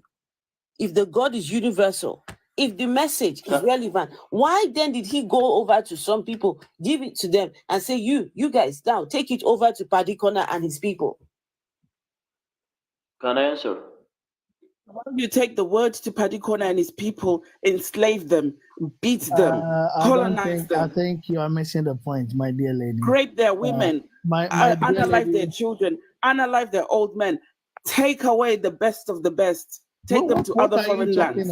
Give them new names. What are you talking about? Are you talking about a slave master? You're talking about God. Which one are we talking about? Because what you are conflicting. Your God is the slave master. The two.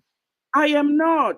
That's your what you're God doing. is the slave master. Which your one? God wrote the blueprint for slavery. Which one? It's right there in your Bible. Which one?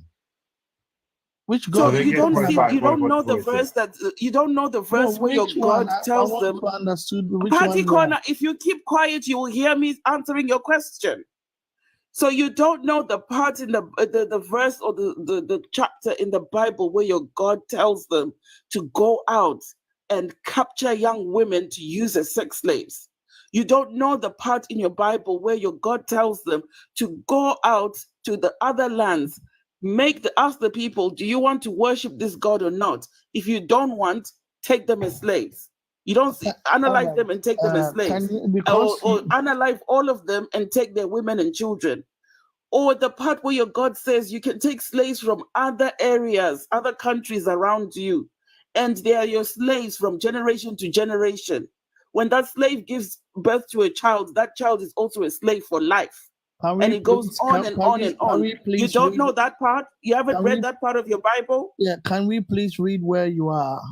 I'll give you a reference. Padikona, how long have you been a Christian? My dear, don't ask question after question. You say something. I want to know how long have you been a Christian? Look, you are putting too many things in the basket. Oh, I'm putting too many things in the basket. And this is somebody who is expecting me to teach him his own Bible. You're expecting me to teach you Bible study. You're expecting me to school you on your own Bible. You are making the argument.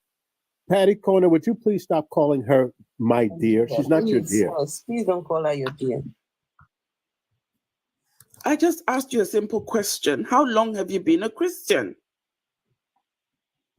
Simple. 5 years, 2 years, all my life.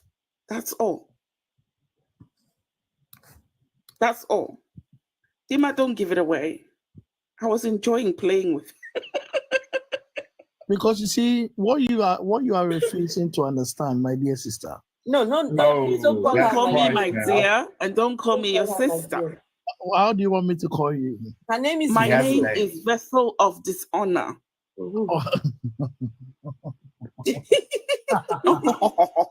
Lord Jesus, have mercy. Please, your name is Patty Comer, so you might not want to be laughing. Exactly. Oh my goodness.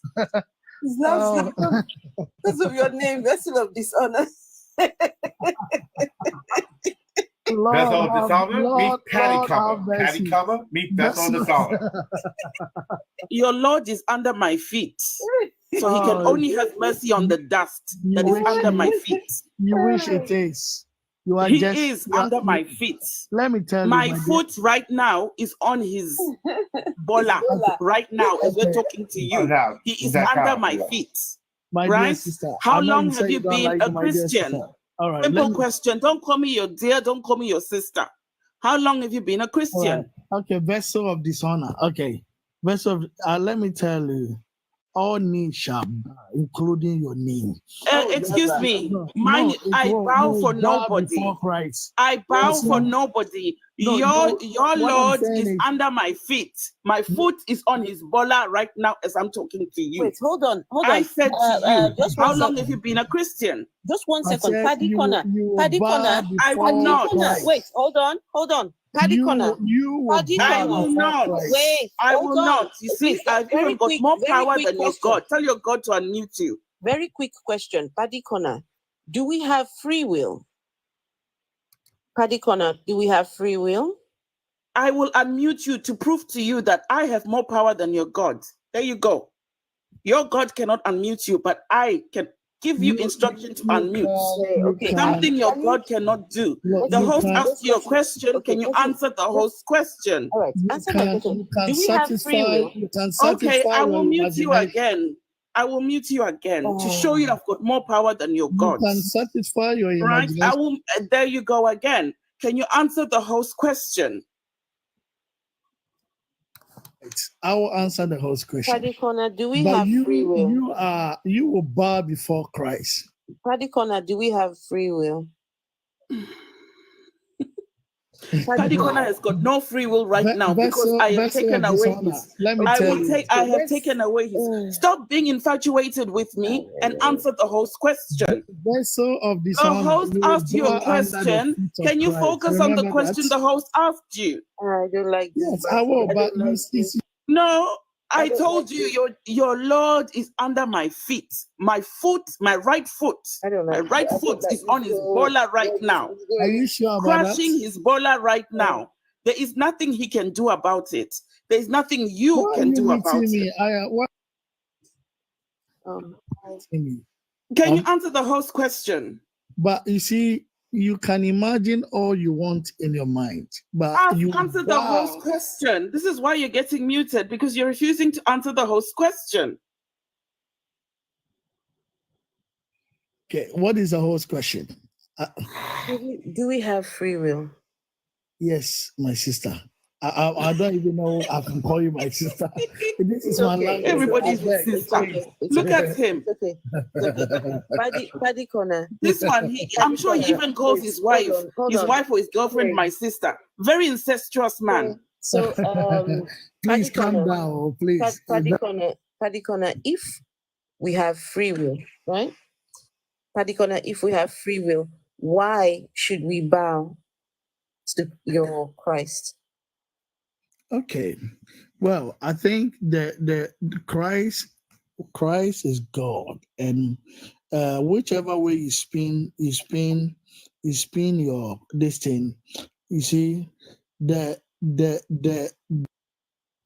it is my will to not bow before your God. That's my will. Why you keep me? You ask a question and you'll meet me. What is that? You don't want me to answer you? Please don't mute him. Let him respond to Why my are you question. doing that now? So, Paddy Corner, it is my will to not bow to your God.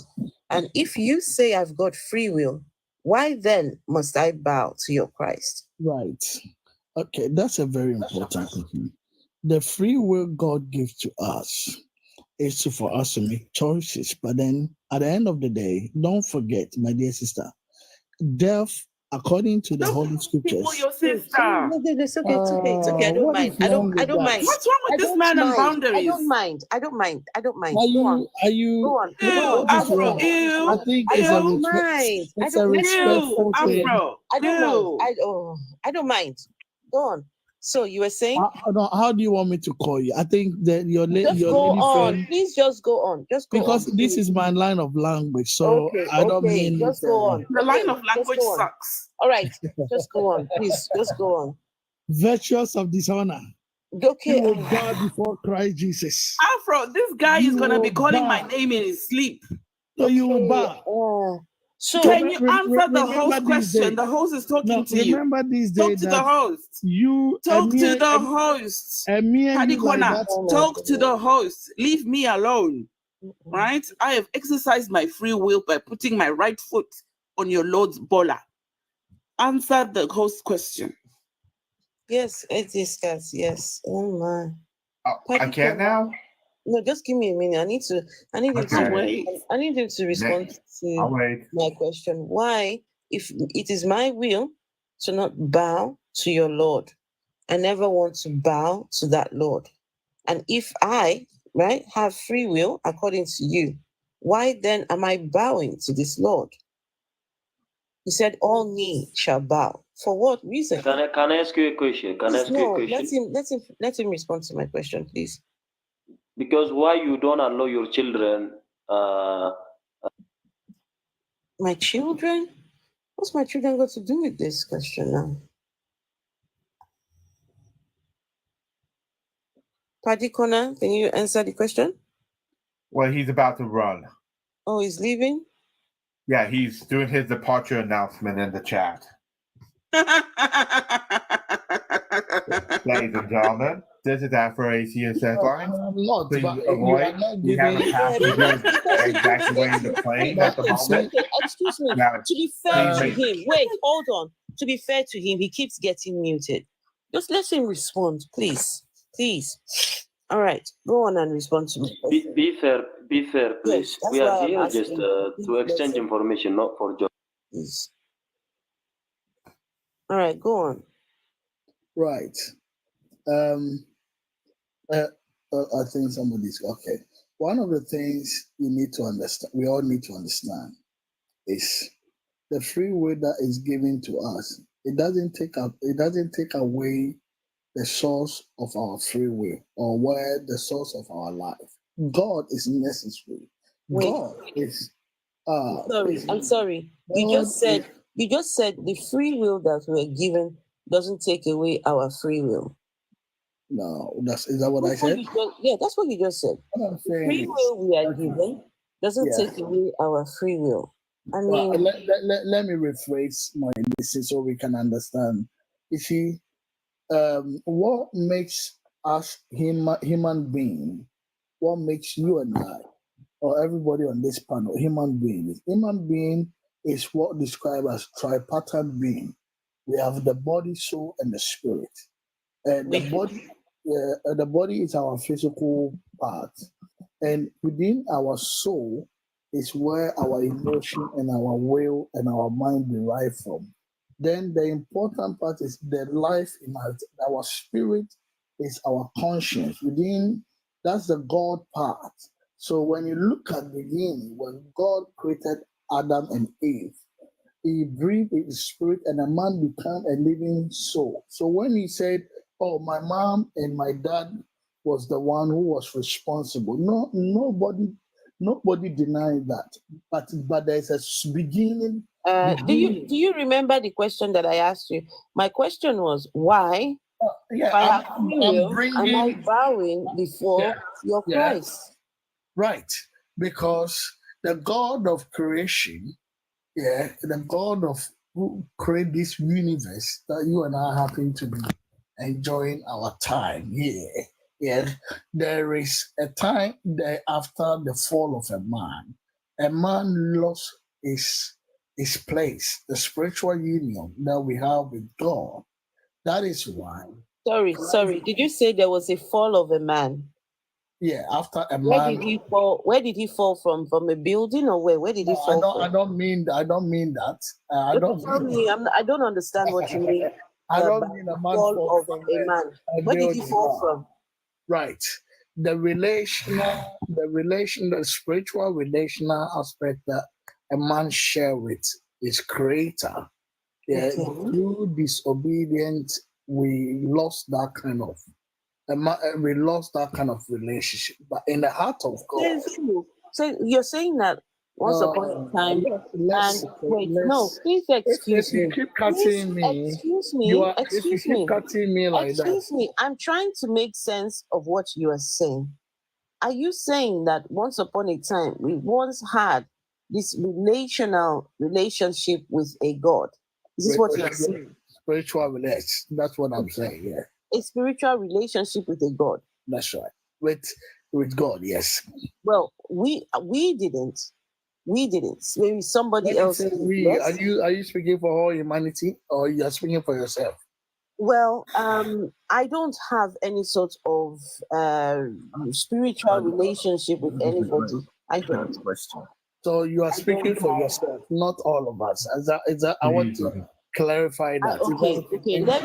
Let's go back. Let's go back to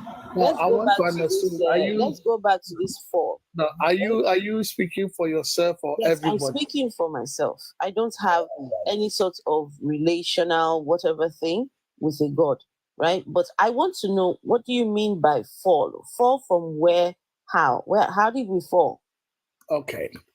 Well, what I'm saying is, a man was created for a relation between him and the creator.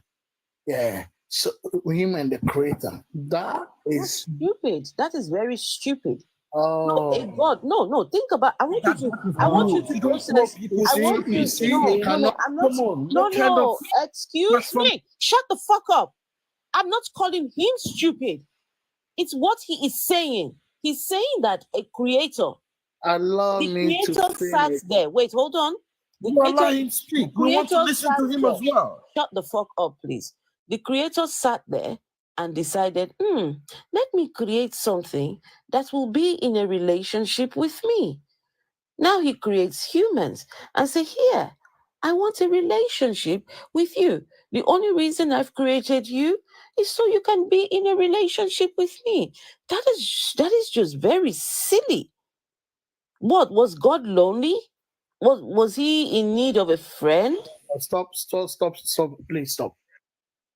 Stop what? And why did he create them naked? And he left them there naked, watching them naked. The moment they realized they were naked, he kicked them out of the garden. With due respect, thank you for having me here. Bye. But I think one thing you have to think about. Oh, bye. Oh no, let me. The Lord. Wait, hold on. Paddy, did someone remove him? No, Atheist Cat wanted to speak to him. I didn't get to be American Cat. Atheist Cat wanted to speak to him. Let me see if I can find him. Okay. Yeah, he wanted to speak to preach and run. That's why for anyone else coming up, I'm not going to say anything. You can't be rude to the host. This is not your live. If you're coming up here, you're going to have to be respectful, please. Thanks.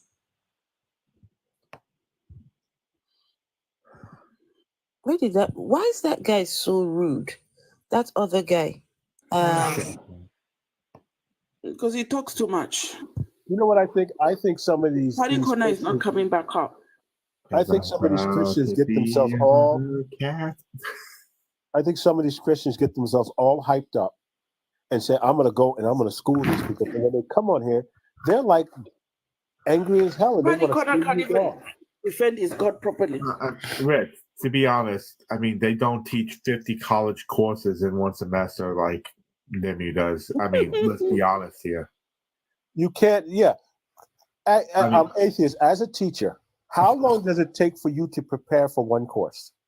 When I had to create 3 different courses, that took all my time. To think that somebody could, my wife is a college professor. She teaches 3 different courses. It takes a lot of her time. The very concept of teaching 50 tells me one thing. You're not actually teaching any courses. You're not teaching anything because there's no way you can actually teach those subjects. And there's no way, even if you say, for instance, if you have each course as an, let's say if there's really short courses, an hour a week. Can I explain? Damamu. If you have one course for 1 hour, that's 50 hours in a week of teaching. Are you kidding me? I don't say it in a week or in a month. That's why you are shouting as you like. I'm not shouting. Damamu, what you I have listened to you. Damamu, I have listened to you all night, and none of your stories.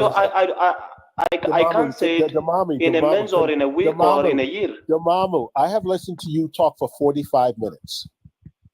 I have listened to your story from the age of 6 years. Everything. You remind me of this friend of mine who used to tell us that helicopters landed in his front yard.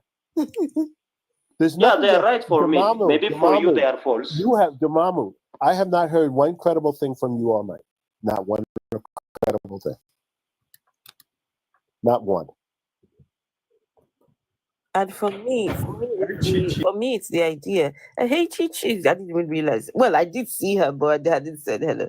Hey, Reverend CSS. For me, it is. Hey, Afro. For me, is hearing the words coming out of someone who is he's a doctor. He has studied up to doctorate level, teaches 50 courses, but yet tells us the story of how at age 6 he saw this ladder coming from the skies down this way, and then this being came down the ladder down to the earth, and the being was wearing a white clothes. He saw that being at age 6. Then when he was 3rd year at university, that being came back again down its ladder to come and see him. But for those of you wondering, this being, all of this took place in his dream. This is a doctorate level. Afro, the crazy thing is I was sitting here. Let me explain for you. No. Now I am hearing voices, I have dreams, I have visions. Your mama, they are not hidden in front of me. Telling us how a 6 year, you could remember. Tell anybody in this room, tell me how much they can remember from the age of 6. I remember climbing a tree, a mulberry tree, eating so many mulberries and getting stuck up there. I couldn't climb down. I had to be carried down. And because I ate so many mulberries, I couldn't eat anything else. But then they forced me to eat, and then I threw up all this stuff. And then since then, I've never had mulberries again. Just so you know, over on YouTube, Ayokunle Adebisi says, "My foot is on his bowler right now. He. but you know, so this guy tells us at the age of 6, he tells us an entire memoir from the age of 6 and 7, an entire memoir of his life, and we're supposed to believe it. Into my own teacher mode, and we can talk teacher to teacher about the evidence for his claims.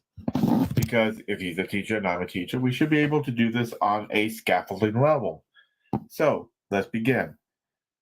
One of the main core things that you keep believing is that Jesus existed. Is that correct? Thank you, brother. I am not your brother. We are cohorts in this Teacher was a teacher, but I'm not your brother. That's inappropriate professional behavior. Let me respond to your question, okay? My question is, it's a yes or no question. To defend myself.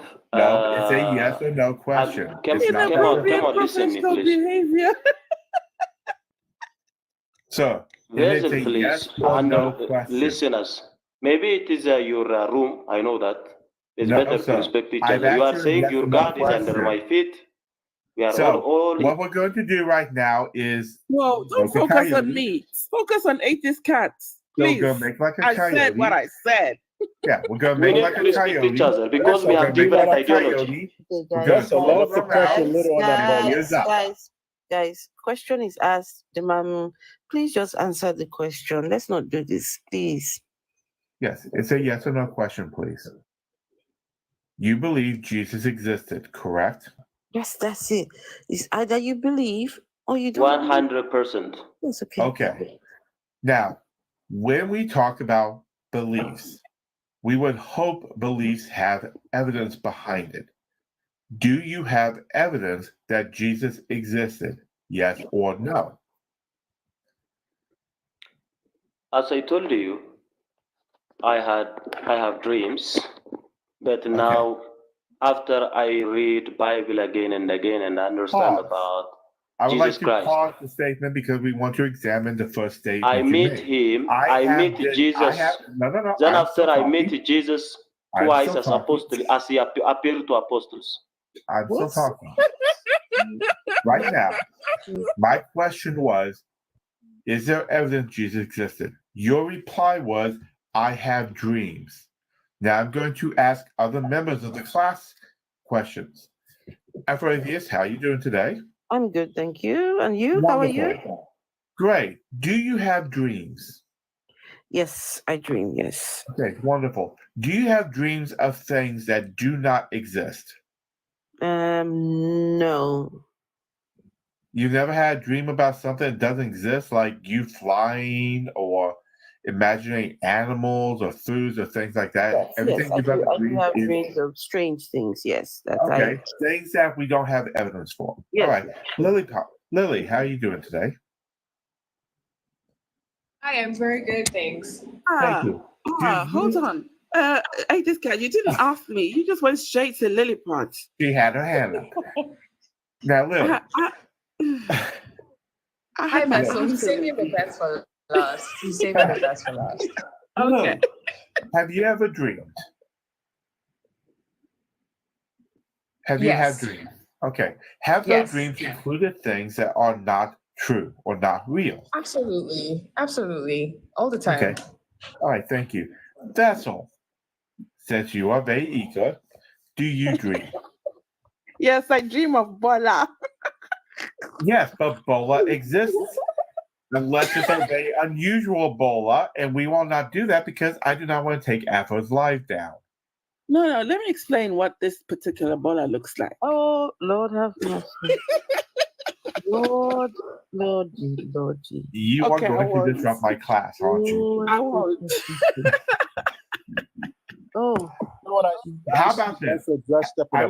How about we return to your Bola discussion a little later, because I do not want to lose our guest here, Manu or Mamu or Boo Boo. Mimi. So we do know that dreams does not mean what you dream is true, especially my in the last real speech, world. maybe. So when we talk about read Act chapter 9. I'm sorry. Did read Act chapter 9. When you teach, do you usually allow your students to interrupt you when you are speaking? Is that your pedagogy, to allow your students to just interrupt you as they are teaching? Atheist Cat. No, for my proof, just on the Holy Bible, read Act chapter 9, how Jesus Christ revealed himself to apostles. But Atheist Cat, he has students in his dreams. That's where his students are. I understand that. Dreams. I understand that completely. However, when we are saying that a person existed, We do not use dreams as evidence that a person existed. We would like to look for evidence that person existed, unless you are claiming that Jesus never existed on this planet. Dream plus Bible. Dream plus Holy Bible. Okay, so wait a minute. Okay, so you are using the Holy Bible. So let's begin with there. How do you know the Holy Bible is true? Is he claiming to be a prophet at this point? Because he said he dreams things, and then he sees the things in the Bible. I know, but I don't want to distract them. We need to keep it simple. All right. Simple statements. It's part of what's known as scaffolding. Let me answer your question. Wait a minute. No. You don't have to teach a question. Let me answer your question. Unless it's time to, and it's not question and answer time. It's my turn. This is teacher says, then teacher does, we do, then you do. That's a pedagogy. You're learning things as a teacher. Now, what I'm explaining is when we are using something like the Holy Bible, as you say, and we are going to use it to prove a claim, is it true just because the book says it's true? Is that how we determine if something is true? No, I mean, I agree. Thank you very much. That's wonderful. You get a gold star. In fact, I'm going to send you a little gold star similar right apostles, now. prophets, and the people of God have dreams. Not that. I'm going to send you. I will send you a nice little flame heart as a reward for getting that correct. You are correct. Yes, just because a book says something does not mean it is true. In history, which we are now discussing right now, we need evidence outside of the book for the evidence. Now, a dream would not be considered evidence. We look for things such as a primary or secondary source. We look for things such as archaeological evidence. We need evidence, or we would just believe every story. And do you think that might be a little silly if everybody's believing everything from Little Red Riding Hood to Harry Potter being true? That would make it very difficult for us to exist in this world. So we need a way to determine if the information in a book is true or not. So we need to go outside of that. Now, do we have evidence outside of the story to prove that the Bible is true? By the way, maybe don't interrupt me, please. Let me speak maybe 20 seconds or 10 seconds. That is not an answer to the question. Because I said to you. Please answer the question. I said to you. Please do not be disruptive of the class. Dreams. Please answer the question. I had dreams. We do not care if you have dreams. Dreams is not evidence for anything. Let me explain. Dreams is only evidence that you had a nap. It does not mean anything you say in the dream is true. You said dream plus Holy Bible. So we are referring to the Holy Bible. Is there evidence outside of the Holy Bible that the things inside of it are true? The God of the Holy Bible revealed himself to me. Okay. What evidence shall I need more than that? That does not prove anything to anyone. Because I could be walking around, and if I claim that Martians reveal themselves to me, should people believe that Martians exist and they reveal themselves to me? No. What exactly did the God reveal? Was it the front or the back? Well, we do know, according to the Bible, the backside was shown once. For some reason, God wanted to moon people. I wonder if it's hairy. Is it a hairy part? I think that maybe Basil, if you know Holy Bible, you can read. You can read what I'm asking you about. The book of Acts, and Jesus Christ revealed himself in dreams as well as in open visions. Jesus Christ revealed himself to 12 men. Right, while he finished, not only 12. While he was playing, while he was washing their bola, he revealed himself individually. Even he revealed himself to them in dreams and open visions. Oh, really? One moment. Hold on. Hey, class. Hold on. Thank you. The problem is that is the claim in the story. It's part of the story. Just like, did Voldemort exist because Harry Potter fought him in the book? No, We need evidence that these even happened. And the first step we have to do is show that Jesus existed. Just because you dream of a fictional character does not mean that fictional character is true. So, once again, we want evidence outside of the story for the events happening. Do we have evidence that Jesus existed outside of the storybook?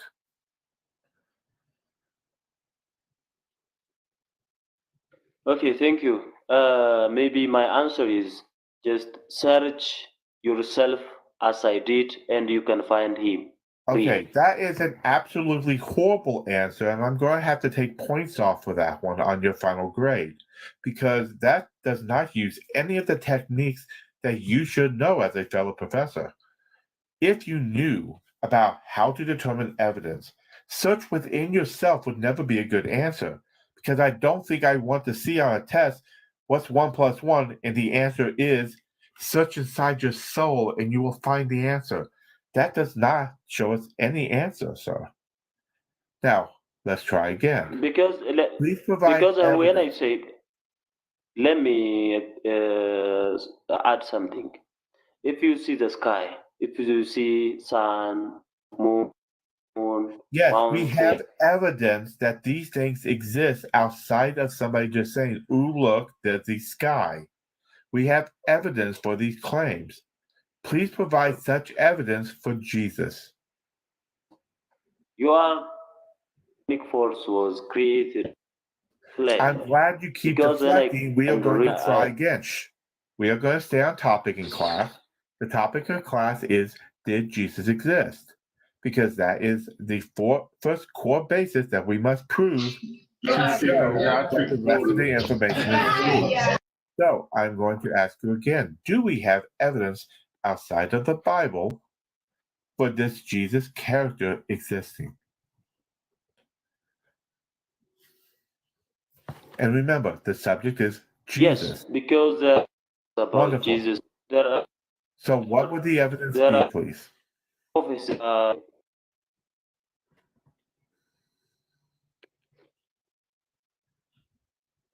What you're saying? What is this evidence, please? Please provide it. Number of progress before he came. We have absolutely no idea what you just said. Please speak up when you're in class.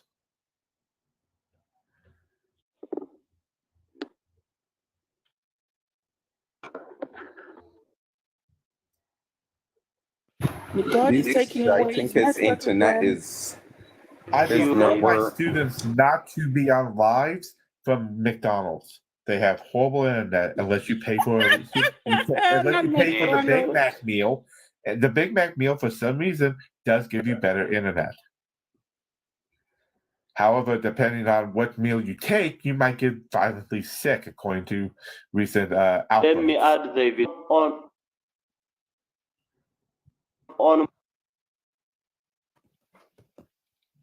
Mary Henry, are you a Christian? Yes, I am.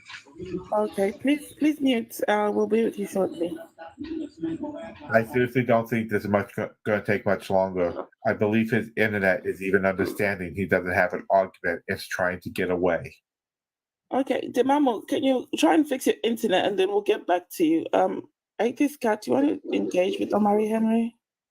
Sure. Omari Henry, welcome to Live.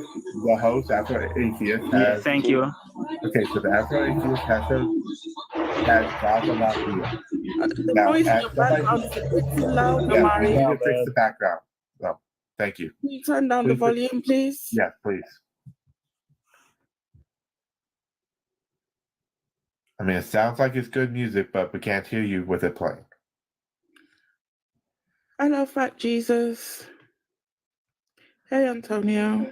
That Jesus doesn't exist either.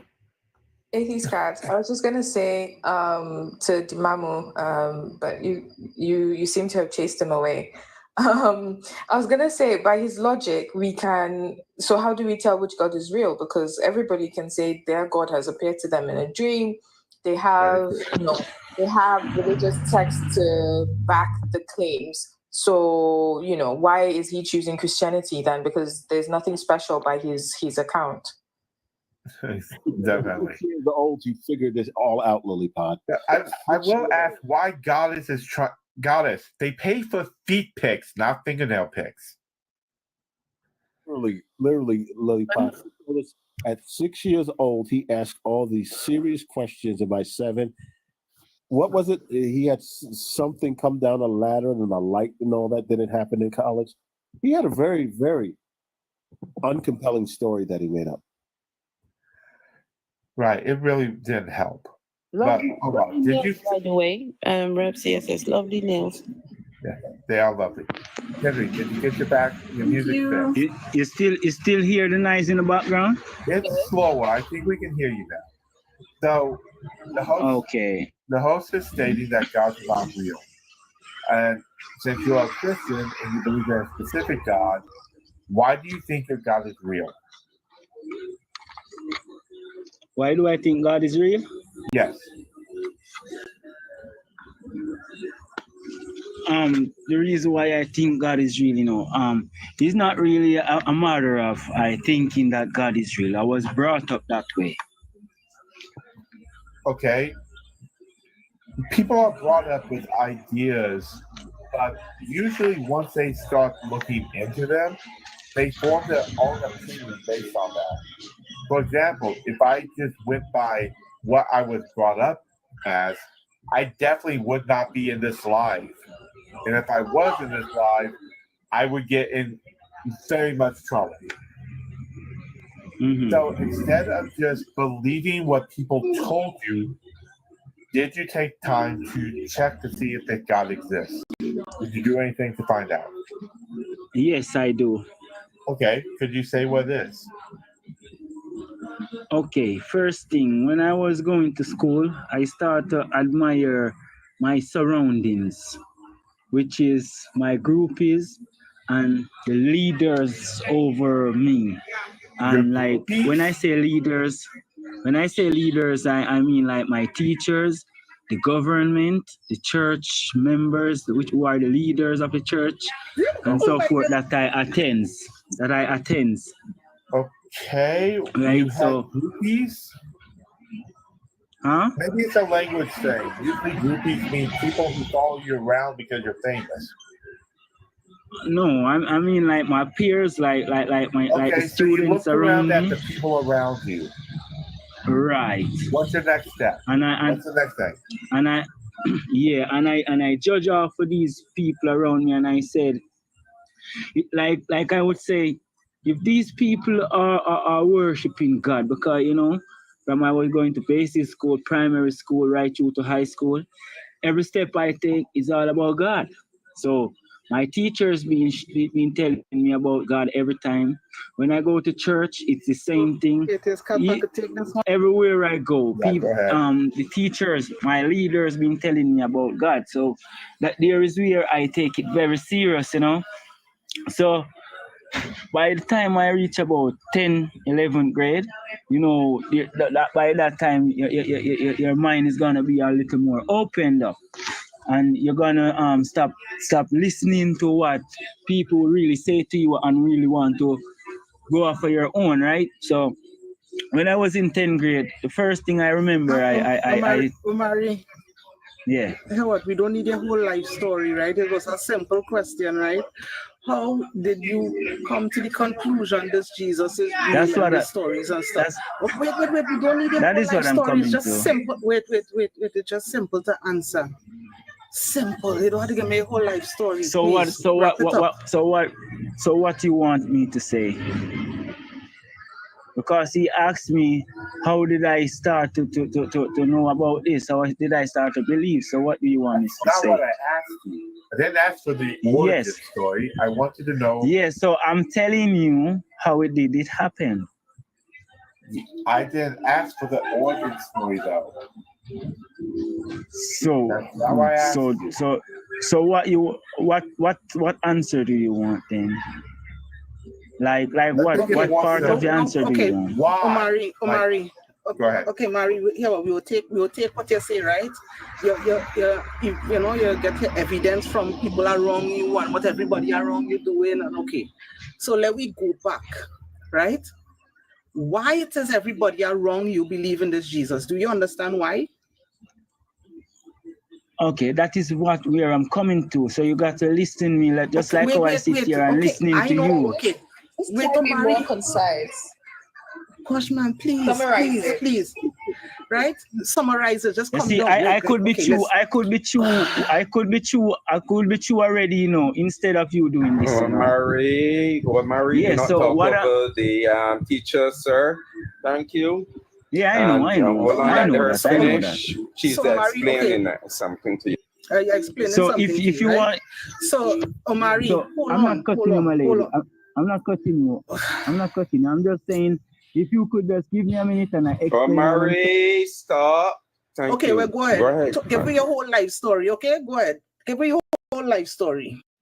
No, man, not a whole life story, man. Because if you never stop me, I could be over already, all right?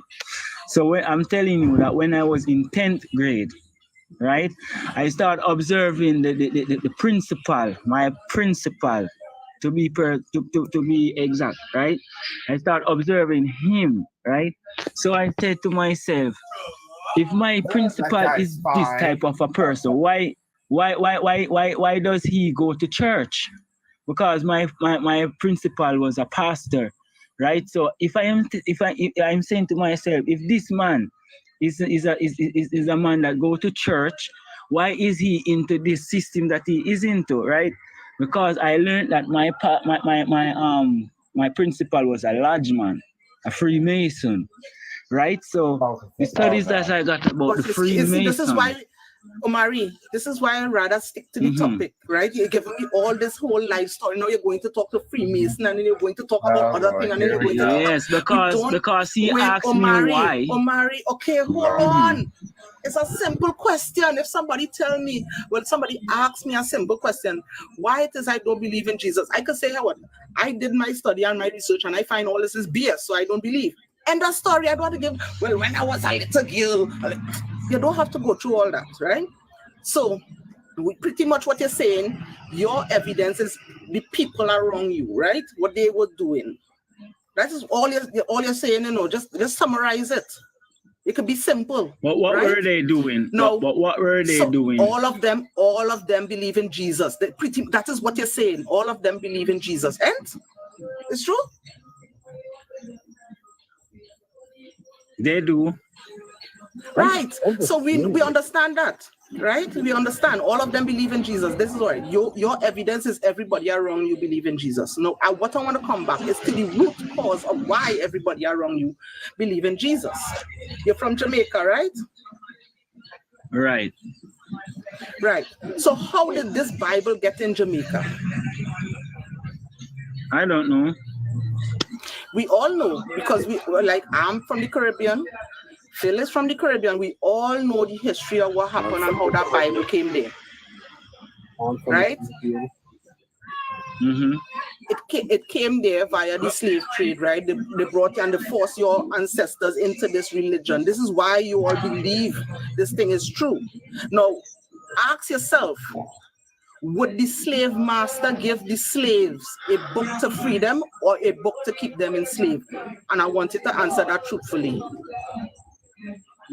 Wait, say if the slave masters would give the slaves a book to free them? No. The slave master, okay. Now that book was given to you all by the slave master. Who would be the slave master? Okay, this guy don't understand history. He didn't. No, I am asking you, ma'am. I'm asking you, ma'am. Who would be the slave master? That's a simple question. Who is the slave master? Who colonized Jamaica? Rome. Not Rome. Wasn't Rome, was England. Not Rome.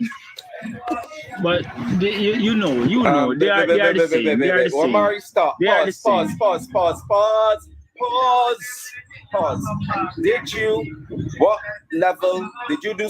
C level, sir? No, I didn't do none of those. Oh, as I so tell you you, left when I school was in before 10th you grade, completed CXC. right, as I was telling you, I start Hold observing. on. I am trying to establish because there's a gap in your knowledge. Please mute your mic, sir. Wow, because you have a loud background. Why you put on music and noise? Come on. Oh, somebody mute him. Mute. Thank you. Thank you. Oh my goodness. Right. When you're not talking, please mute your mic, sir. Right. So, guys, this is what I'm trying to establish. And the way that I am hearing talking, I know he did not. And I know Chichi will know that he did not complete fifth form, which is the exit, the high school, the Caribbean Examination Council, which covers the whole Caribbean. And that he would not have done the Caribbean history because he will have learned, if he had learned Caribbean history, he will have known all of these things that Chichi just asked him. And clearly he doesn't, which means he dropped out of school. But you know, sir, I don't believe in Jesus, you know. Sir, I am speaking. Do not talk over the teacher. Please. Thank you. Mute your mic. But I'm just telling you, I don't believe in Jesus. I am not finished. I didn't ask you any question as yet, apart from what I asked before. Thank you. Right. So, guys, this is what is happening. There's a gap in his knowledge. And no, I teach. I'm a teacher in the Caribbean. Chichi will have done also CXC, which is the Caribbean Body Examination Council, what we call CSEC level, or level equivalent to O levels in the in England. They also do A level stuff too, which is called associate degree. But his gap. We do Caribbean history within the schools. We do social studies, which means it's telling me that he did not pay attention in school. Even at 10th grade, he will have done some aspect of Caribbean history and slavery, etc., which means he did not pay attention. No, Rev, could it be that it's been such a long time ago? He doesn't remember. No, it isn't. It's not that. I did Caribbean history. So why you in 1980. I am talk about what I do? Why you want to talk about my life and what I know and what I do? Speaking to the host because you are in Jamaica and I know what the Caribbean program and curriculum is. I am in the teaching system. I was in the teaching system for many years. I did Caribbean history since 19. I think that the question that is asked to him, and I'm telling you, I don't praise Jesus. I don't worship Jesus. Okay. Not necessarily be able to determine whether he was present in the class or whether he took the class or not. So I don't know if that's relevant. Can we just Afro is actually relevant because he don't understand where the Bible came, how it came into Jamaica to begin with, and that is part of the studies of knowing. Then, sir, you teach me that? Can you teach me that? Omari. Stop speaking that way, man. I'm talking to the host. Jeez. So, Afro, the thing is, right, if it is he understand the history and stuff, like simple question I asked him, how did the Bible come into Jamaica? He would have known. The fact that he doesn't know mean he doesn't understand the history.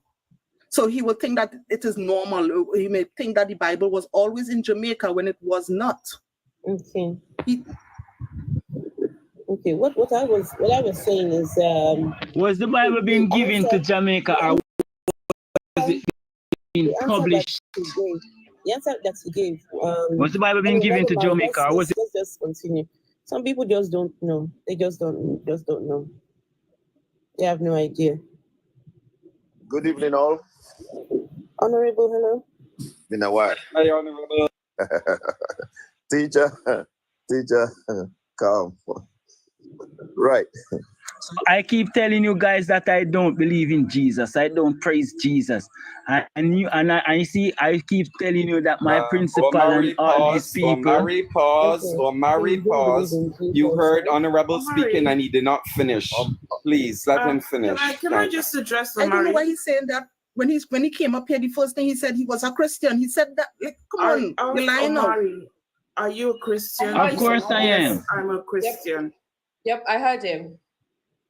That's what I asked him. That's why we stopped talking to Demumu and focus on him, because we wanted to give Demumu a break. So, Omari, why did you have to lie? Why I have to do what? Why did you lie that you were a Christian?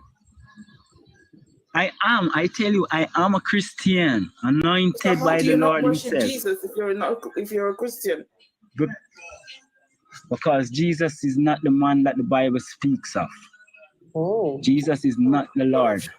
Not this. He's a Rasta. He's Rastafarian. I was about to say that. Then even he did say even if I am a Rome. You see, you like to jump in and you. Let him finish. You see, I am jumping that far. Even if I am.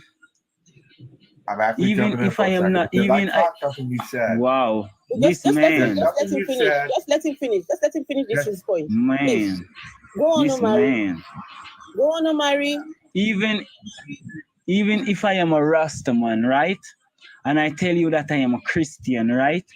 You should ask me, how does that work? Because I didn't tell you I'm a Rastaman, you know, even though it is so. But I firstly tell you that I am a Christian. So you should ask me how I am a Rastaman and then and I becomes a Christian. How does that work?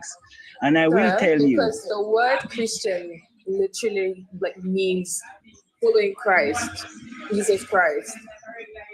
Okay. All right, 80 cats. Then if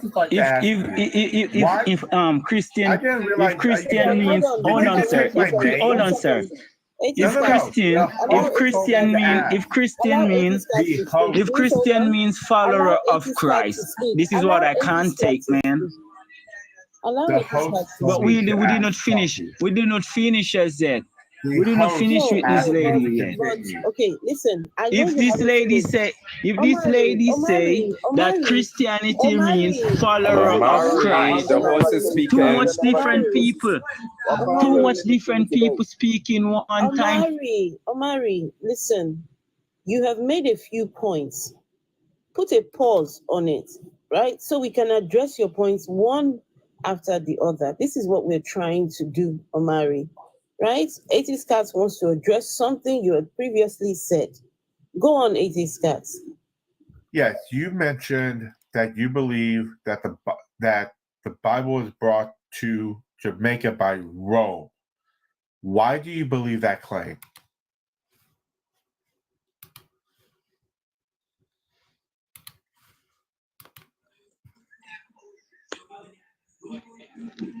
That I believe that it was being brought here by Rome because they are our leaders. It's been established from there. What evidence do you have that they are our leaders? What evidence do I have that they are our leaders? Correct. We were being brought into captivity by the British. But the British isn't Rome. Okay. So why do you think the Romans did it? Why did I think so? Okay. Right. The head of the head of the church and the head of the state at that time is Rome. So the publishing of the Holy Scriptures must come through the head of the church. It wasn't. Henry, it wasn't. Okay, then. England. You know something different. I'm not running you down. Yes, actually I do. Hi, AT's Cat's historian. It's my job. So, when you claim that the head of the church was Rome, that would only count if you're talking about the Catholic Church. What was the Church of England?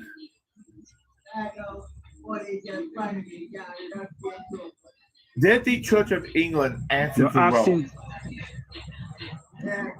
The Church of England? What church is the Church of England? What church is the Church of England? You don't think there was ever a Church of England? No, but I'm asking you. I don't know the name of the Church of England. Highlight me. What is the name of the Church of England? That's literally the name. Okay, but I know of the Catholic faith. But that's the Catholic not the faith is more established. The Catholic faith is more established. So the Catholic faith is the head faith for Rome. It is the head faith for Rome and also England. But Henry, it is the head church for the world. The British who did it. They brought us into captivity. The Romans had nothing to do with this. They brought us into captivity. The Romans had nothing to do with this. Okay, well, I'm speaking right now. Omari, it's not even England that started the whole slave trade to begin with, and then it's not the only one that brought people into captivity. That other people who was involved in that.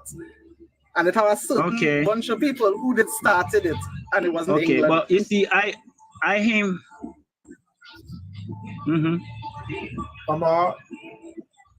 Yeah, but I aim for the head, though. I aim for the head.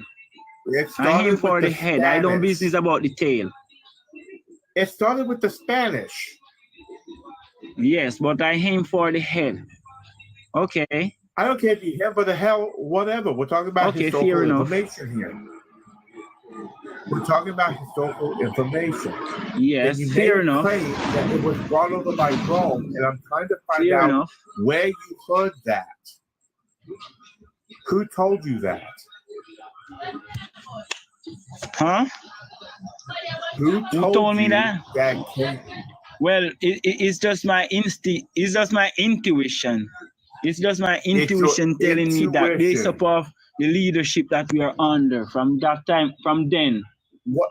Yes, based upon the leadership we are under. Rome was the leadership. Wait a minute, hold on. Because I'm putting the dots together. Why do you think Rome was the leadership?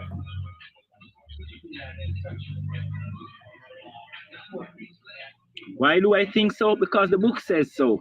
Which book? The same Bible says so, and it is clear. And it is the Bible, and it is clear to us. The Bible it never says that. Say Rome. Oh boy. You believe the Freemasons control the world, don't you? The Freemasons? The Illuminatis, of course. The Freemasons control the world, don't you? The secret society control the world, of course. Called it. They do so. And the head of the Freemason, wow, you don't want to know that that's the Pope. Can you prove I would love to know this. I actually do want to know. Who's the head of the Freemasons? Give us proof of what you're saying. No. Wait a minute. Let us not get that far, but we know though. Henry, who's the leader of the Freemasons? And it's not P. Diddy. Who's the leader of the Freemasons? You're breaking up, man. No, you're breaking up. You're the one with the bad Wi-Fi. You're breaking up. Yeah, Zoom with the bad. It must be the Illuminati. The Illuminati is cutting off your Wi-Fi. They don't want you to sell like internet. So, dude, you gotta be quick. You gotta tell us the answer before they take you out. They're coming for you. It's only a matter of time. Quick. What is the leader of the Freemasons? So we can pass on the information. They're coming to get you, man. They're coming to get you. What is the answer? What's the question? Who's the leader of the Freemasons? They're coming to get you. They're trying to take out your Wi-Fi. Hurry, quick. Listen, you see, the Freemasons are under. The Freemasons are under a society. The Freemason is a society, right? Omari, I got it. But who's the leader? Yeah. Hold on, please, Scott. So, Omari, hold on.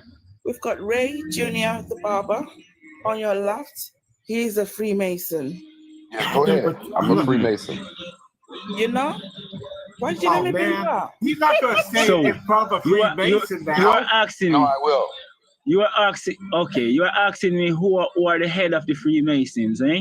Yeah, who Well, is the Lucifer. head of, who's the head of my fraternity?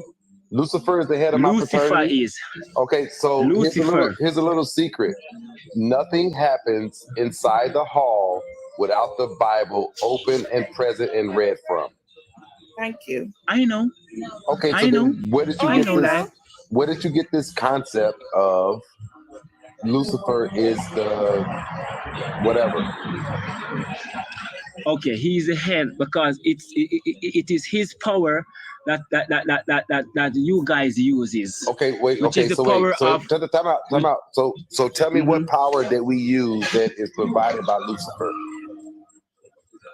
Okay, let me tell you the power.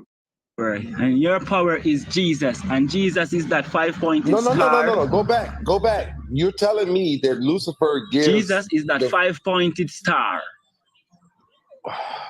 Okay, so what? Okay. I'm following. I'm continuing. I've heard this before. No, continue with the 5-point star thing. Go ahead. Huh? No, continue with the 5-point star thing. Help me out. I'm trying to understand what you're trying to tell me about my fraternity that I've been a part of for the last 15 years. I remember him now. Okay, you're trying to understand. Okay, no, let me, I'm not. I'm trying to understand you. But let me give you. I've been in this fraternity for 15 plus years, so maybe more than that, maybe 20 years. Continue. Okay. Tell me about my fraternity. Okay, so you're asking me who is the head, and I'm telling you that this is Jesus, which is that 5-pointed star. And I think you know about that 5-pointed star. According to the Bible, that 5-pointed star is the star. Right. That's that star that fall from the heavens. Right. Lucifer, that falling star. Right. Okay. Yeah, Lucifer, that falling star, right? Lucifer. Oh, so he puts I the know 5-point star as Lucifer, as the pentagram. He is that what you're thinks trying to say? Jesus is Lucifer. Yeah, he thinks Jesus is Lucifer. Oh, okay, atheist cat. Yes. I got you. So he's saying that Jesus is Lucifer. Lucifer, the devil. And okay. that's not the person. Yeah, I remember It's a him now. 5-pointed star. That is the power of the Lodgeman. That is the power of the Freemason. That 5-pointed star. That's Baphomet. So Baphomet, 5-point star. So where do we use that in Freemasonry? Tell me. Where do you use that? Okay, you want me to show you let me show you his power and how does it works. No, please. Right? You see that 5-pointed star?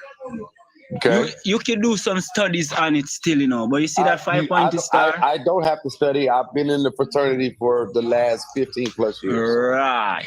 Okay, continue. Right. So you see that number that the Bible speaks of, that is a number of his name.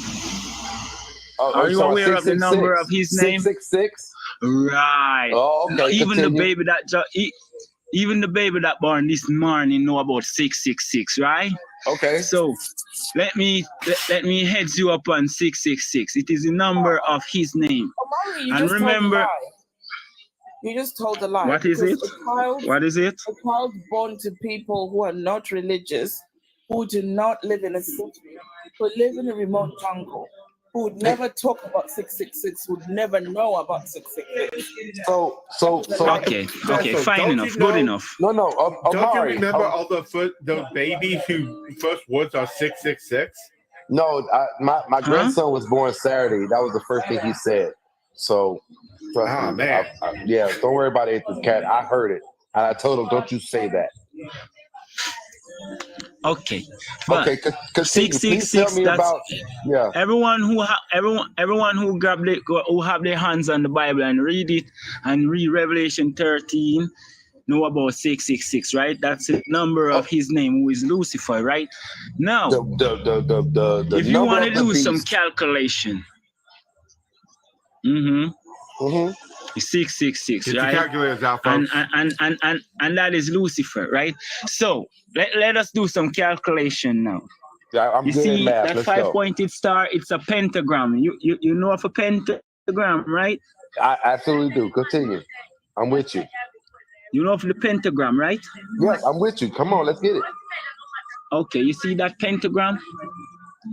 That pentagram is a 5-pointed angle shape, right? Now, you see that 5-point angle shape? That is the power of Lucifer. And let me show you how does it work. You see that 5-point star? It represents for the pentagram. Wait a minute. Is something happening to reality? I'm coming to the point now. No, it sounds like the exact same thing was said. I'm coming to the point now. I'm right at the point now. I am right at the point right now. Are you on the 5th point or the 4th point? I'm right at the point. Atheist Cat. Let me point. Atheist Cat. Let me see if I can get him to loop this all back to my fraternity. Let me just see where he goes with this pentagram. I'm doing the math. I got a piece of paper, a pencil, and an eraser. I'm ready. Right. Okay. You see the pentagram. Okay. You see that pentagon over in America there? It's being built on a 5-point principle. Okay. And we all know what the pentagram is all about. What the pentagon is all about, right? Okay. 66.6 times 5. How much? What's the calculation for 66.5? 66.6 times 5. What's the calculation for that? Someone do the calculation for that. 66. Wait a minute. 66.6 times 5 times 5 is 333. 66.6 times 5, right? It's 333. Right. Now, 333.0 degree. That is the degrees. That is the degrees, and that is the power of Lucifer, the devil, and that is the power of. Hold on. That is the power of the pentagram. That is the power of the pentagram. Wait a minute. Ray, did you catch that? Yeah, I'm right there with you. No, that is Jesus. No, that is Jesus. That is the power. 33 degrees come from? Yeah, I'm trying to understand. Are you trying to say that 33rd degree Masons are the devil? That's the calculation. Wait, are you trying the devil. You're saying that? So do you know about 333.0 degree, Mr. Lodgeman? Don't you know about it? No. Okay, so Omari, are you telling me if you don't know about it, you don't know your power. If you don't know about 333.0, you don't know your power. That's your power. Guys, hold on 1 second, please. Everybody, what the hell is 333 degrees about? That is how you wake the dead. You use that to wake up the dead. You use that to wake up the dead. Baby, hold on. Vessel was saying something. I'm sorry, Vessel. What you saying now? Yeah. All right, everybody, can we please just tap on the screens, even if you're on the panel? Can we please just tap on the screens? You use that power to wake up the dead. Yes, folks, can we tap on the screens 333 times and wake the dead? Yeah, let's go 333 times. It's a secret society. You large people want to come out here and tell the people this. No, I will tell you. I'm off the square, so I don't have a problem telling you certain things. I won't tell you everything, but I'll tell you pretty much a lot of things.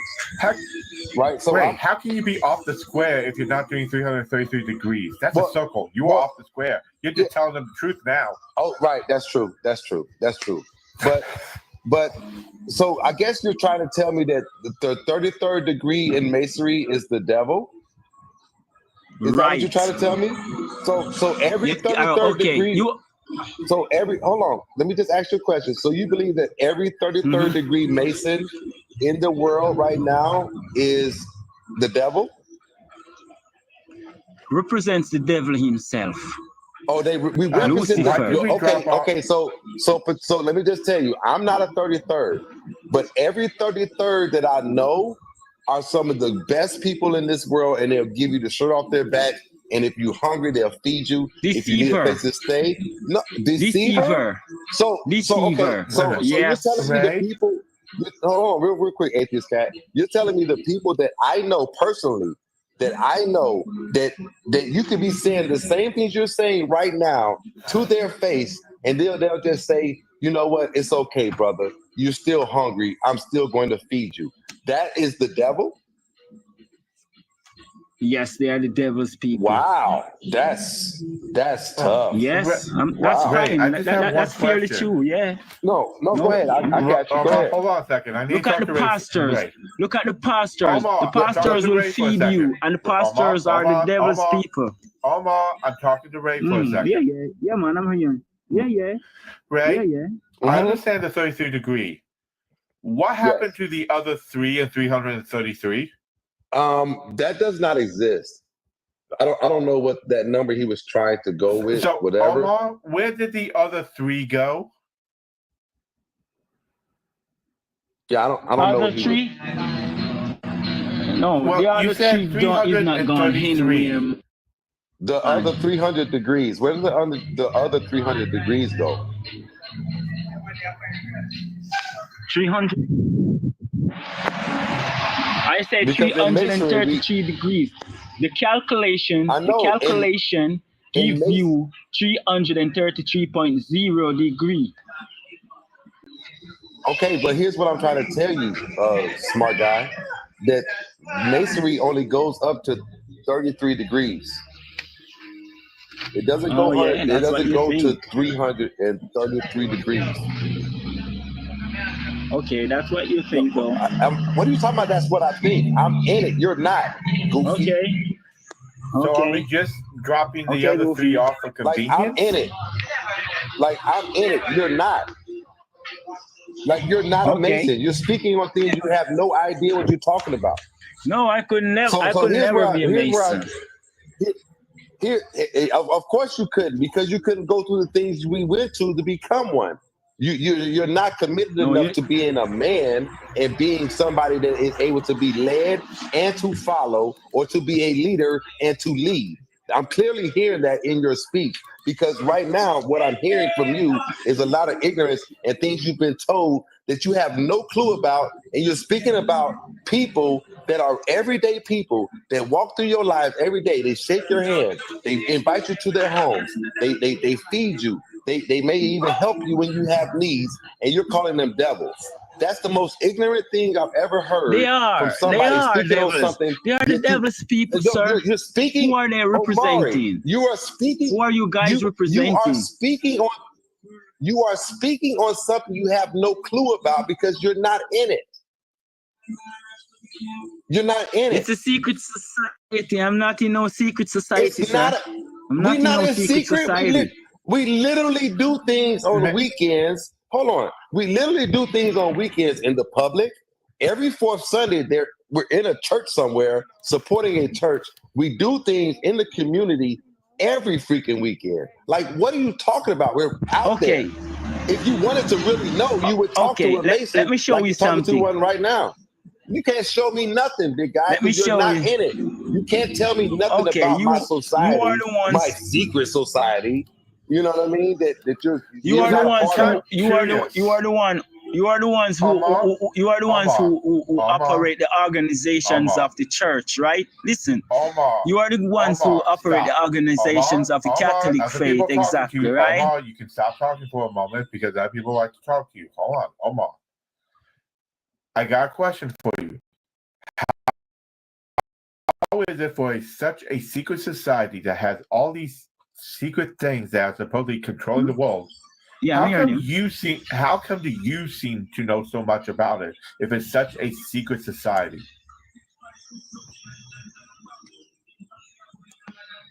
It's so secret, you seem to know everything about it. How is it so secret that you know everything about it?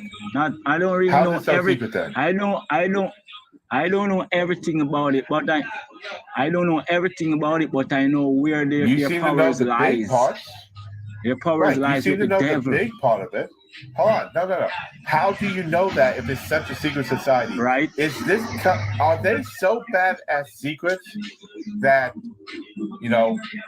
anybody can find out about this? Any jack that's just off of the side that comes out of nowhere, who can't doesn't know history, there's an actual 33rd right there on the screen. Okay. Right there on the screen. Okay, let me show you. I'll defer to the 33rd right there. I'll defer to him. because I never made that degree. I never went up the other side. Hey, 33rd, nice to see you. I never wanted to become a pretty prince, so I stayed on the left side where the knights are. You know what I'm saying? Can you please tell us more? Let me show you one of the biggest deception. Let me show you one of the biggest deception. Omari, hold on. Please. It's funny how this gentleman knows so much about something he doesn't believe in. He knows so much about something what's supposed to be from the other side, but hasn't got a clue about his own history, hasn't got a clue about where the origins of his own religion. Omari Henry, you have very misplaced priorities. It is terrible. You have no clue about your own religion. Wait, please hold on. I'm still speaking. You have no clue about your own religious beliefs. But look at you. You're busy minding somebody else's belief. You're busy. You know so much about other people. It's just you sound, at this point, you sound ridiculous. When you were being asked questions about what you believe, you couldn't even answer that. Are you really freaked out? Okay, ma'am. Okay, ma'am. You sound as if you are a believer. Are you a believer? Are you? Afro, I just wanted to ask biblical scholars to explain to us, to teach us what Freemasonry is all about, because people like Omari Henry can learn from this. I was trying to do that, but he wouldn't let me talk to him. He wanted to tell me what I was. He's not going to listen to you. Tell us something. Scholar, please teach us. So let's freak him out a little bit. So I bet the religion. I bet the large people want to come out. Huh? Okay. Let the Freemason speak so that you can learn something. So, my brother to the east, Ray Jr. It's a pleasure to meet you, my brother. So here we go. So motive B. 32nd degree Scottish Rite Mason. 32nd, not 33rd, not 33rd yet. Okay, yeah, I couldn't see it fully, and I never wore that hat because I never went that way. So. Totally understand. Also a Knights Templar, so I'm with you there, brother. Oh, here's what's really gonna freak him out. Oh no, it's a red. Oh no, you went to Saw Clyde. I see you. And my crown of honor. So here's what Masonry is all about. We take good men and we make them better. You must be a theist in some way, shape, or form. We don't care who your creator deity is. If it's Jesus, if it's God, Allah, Odin, we don't care as long as you believe in a supreme creator deity. What we do is we use the ancient emblems and symbols and working tools of masonry, of actual craft masonry, to become better men, to teach us lessons of morality. Now, what do we do in the community? In the community, we each have our own charities. So, for instance, my lodge, our main charity is the local senior center. For the Jamil Temple, for the the Shriners, we take care of children who are crippled or otherwise burned. Here in South Carolina, we have the Greenville Shriners Hospital for Children. And we also just recently opened the Burn Center down in Charleston, South Carolina. The Scottish Rite Masons, we have charities for children with learning disabilities and speech impediments. And for the Knights Templar, we have charities for children who have sight issues and autism. So that is really what we do. There is no getting famous or getting rich by becoming a Mason.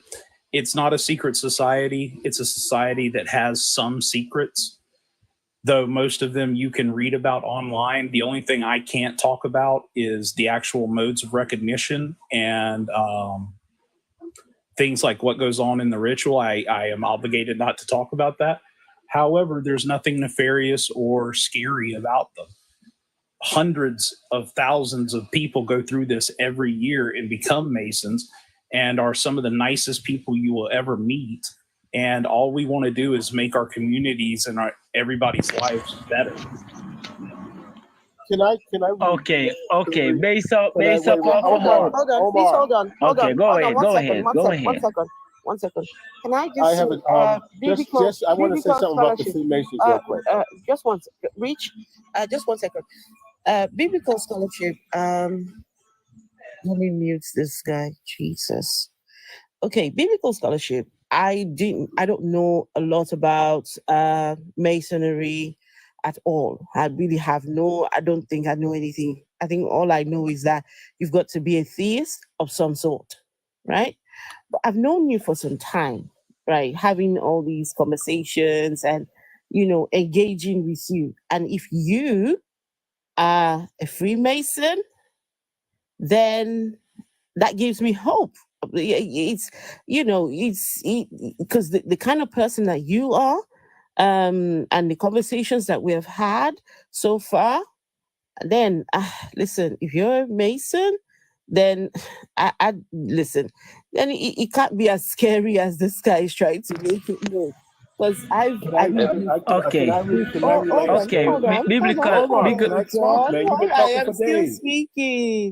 still speaking. Yeah, we've interacted, and biblical scholarship. Weren't you speaking to me? He's an amazing guy, right? Amazing guy. So, can I say something real quick? Go on, just to relay a story about the Masons. Go on, back in, I want to say back down in Mississippi, Quitman, Mississippi. My father has a pretty nefarious. He had a nefarious past, and they're still a dry county. He was running bootleg with the sheriff down there, and they were coming to unalive my uncle. And like I said, my father and these sheriffs, they were all crooked.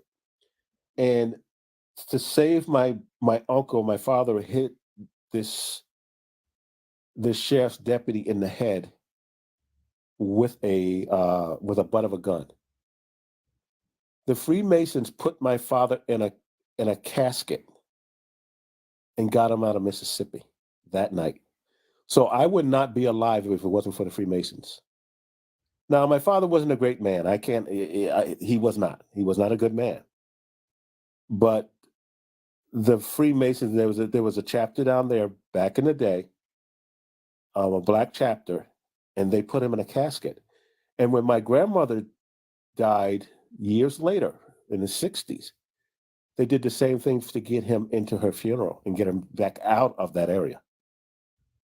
So it's an interesting story. I mean, I have some cousins who are Freemasons and stuff, but there's a lot that goes on with the Freemasons. At this time, they were pretty segregated down south. So it was a black Freemason group. It's just a story to relate to you guys. Yeah, hey Rich, before you get off that, so there is a divide, but it's starting to come closer. There are Prince Hall Masons, which is what I am. Prince Hall is generally black Masons. You know what I'm saying? Black American Masons. And we spread throughout the diaspora.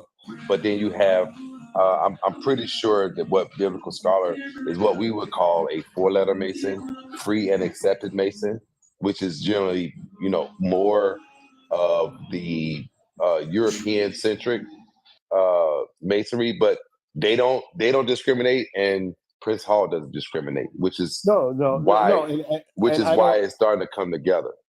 It used to be, but now it's not. Yeah. In the Catskills, where I come from, I had some cousins who were in the group in Sullivan County. But it's interesting, and I think if both of you guys dig a little, you might hear that story if you go down to Quitman, Mississippi. And we probably will, and I probably had a cousin or two that was involved in that. Trust me. Yeah, it was in this area. Go ahead. What were you going to say, Bill McCall? Oh, I was just going to say, Ray J is correct, or Ray Jr. is correct. I am not a 4-letter, though. I'm one of the only. I'm actually South Carolina. We are ancient Freemasons. We're the only ones in the states that are ancient Freemasons. Everyone else. Oh, that's right. They do have the ancient chapter down there. Because I used to live down there. I didn't decommit, but I did do a lot of work with. I lived in Colombia, so I was right there at the Prince Hall. Oh yeah, I know exactly what you're talking about. Yeah, so I did a lot of work there. So, but go ahead. I'm sorry. No, you're fine, brother. What's interesting about it is South Carolina is one of the few states left in the country, and this is actually quite embarrassing to me, that still doesn't recognize our own Prince Hall, and our Prince Hall does not recognize us as Lodge of State. Most states, I think there's only 3 left, have had recognition or mutual recognition between them. We are one of the ones that hasn't. And unfortunately, that's taking a long, long time, but it is getting pushed forward because a lot of us younger generation hate that we cannot go sit in a Prince Hall Lodge in South Carolina.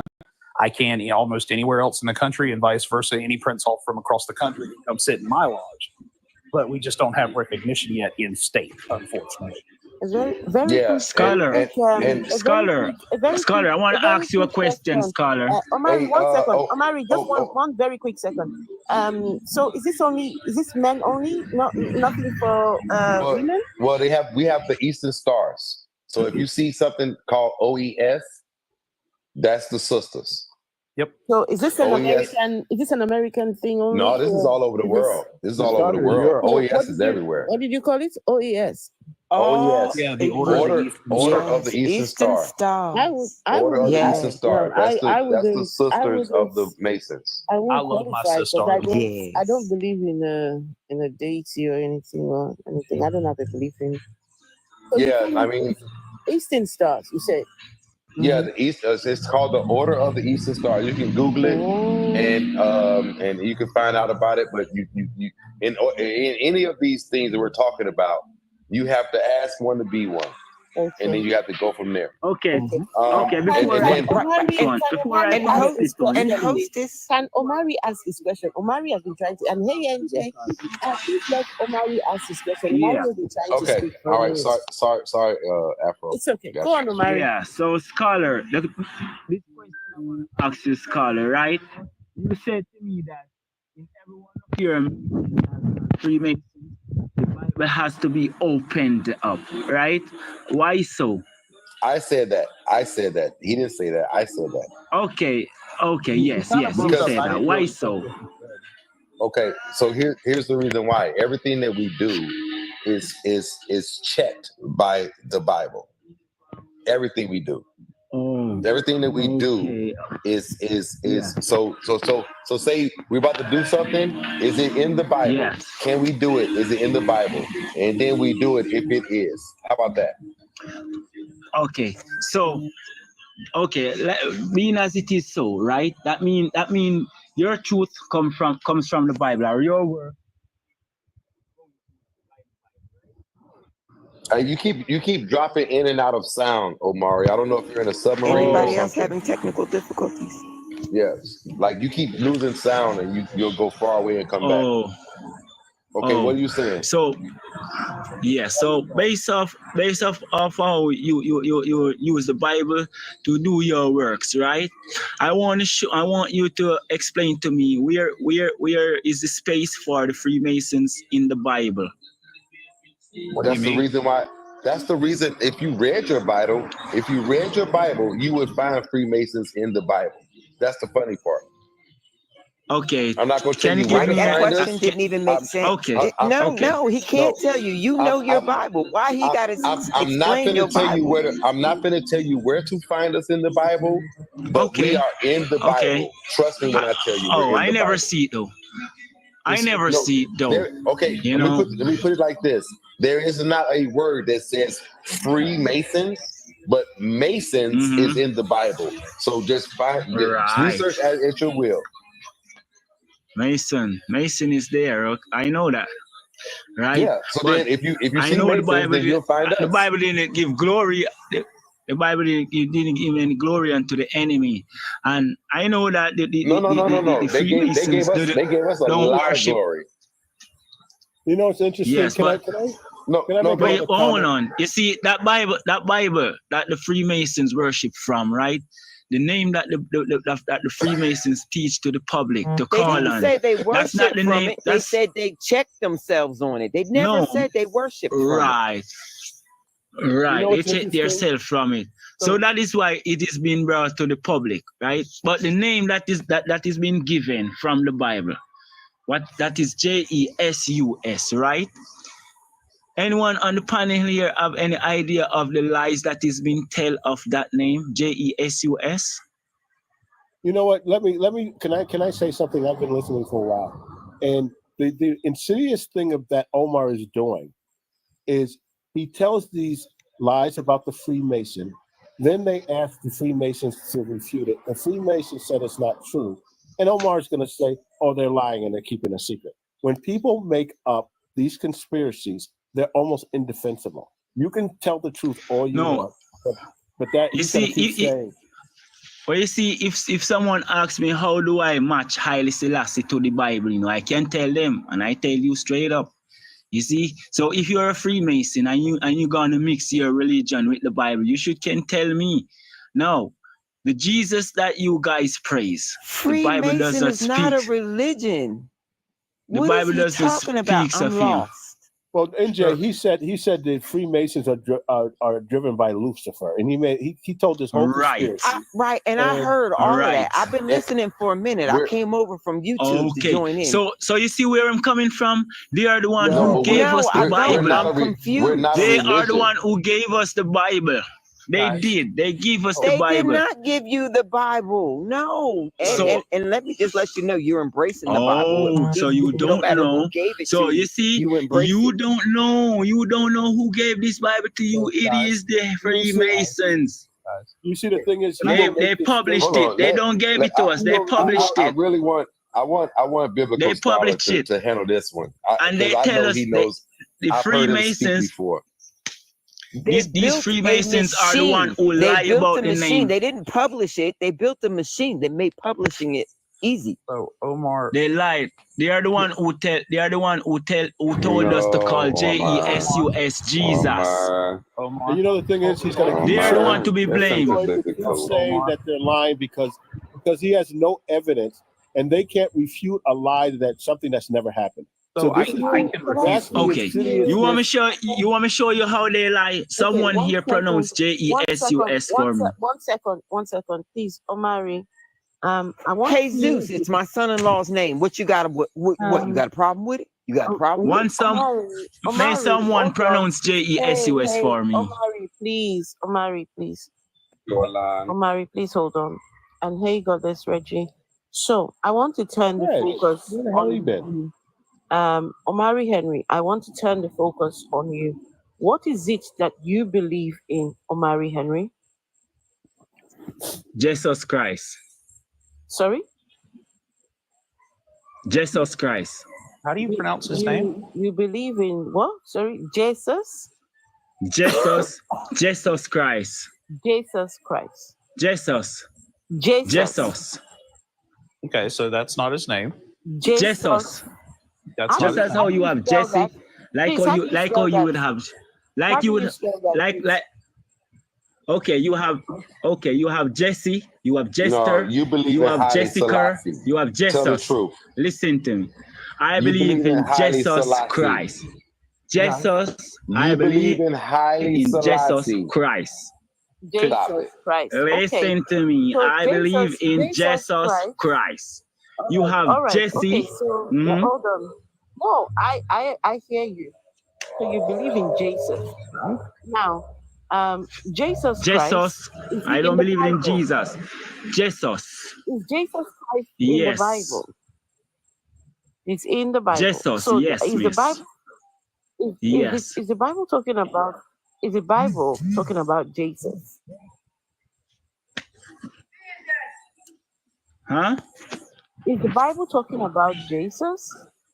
What did he say? Is the Bible talking about Jesus, not Jesus? The Bible speaks of Jesus Christ. So, okay, Jesus Christ. Jesus Christ, yes. All right, yeah, I got that. So Jesus Christ. The Bible it didn't speak of Jesus. It speaks of Jesus Christ. So Jesus Christ, Is it this? All the stories that are written in the Bible, are they all talking about Jesus Christ?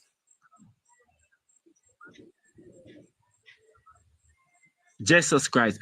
I don't want you to call it Jesus. I want you to get the proper pronunciation, right? And I know you can spell, ma'am, right?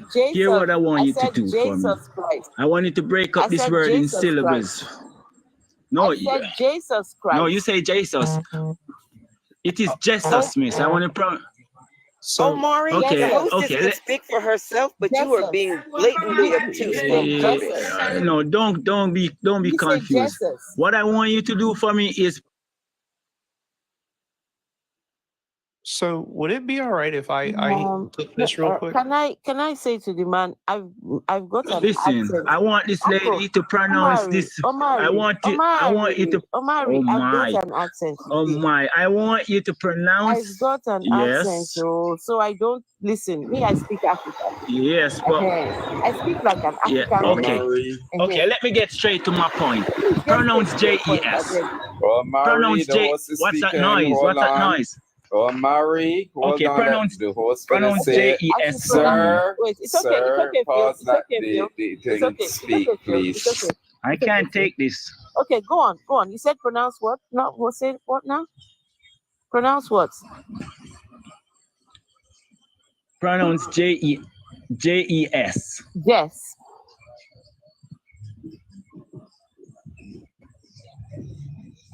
You say Jess, right? Yes, I said yes.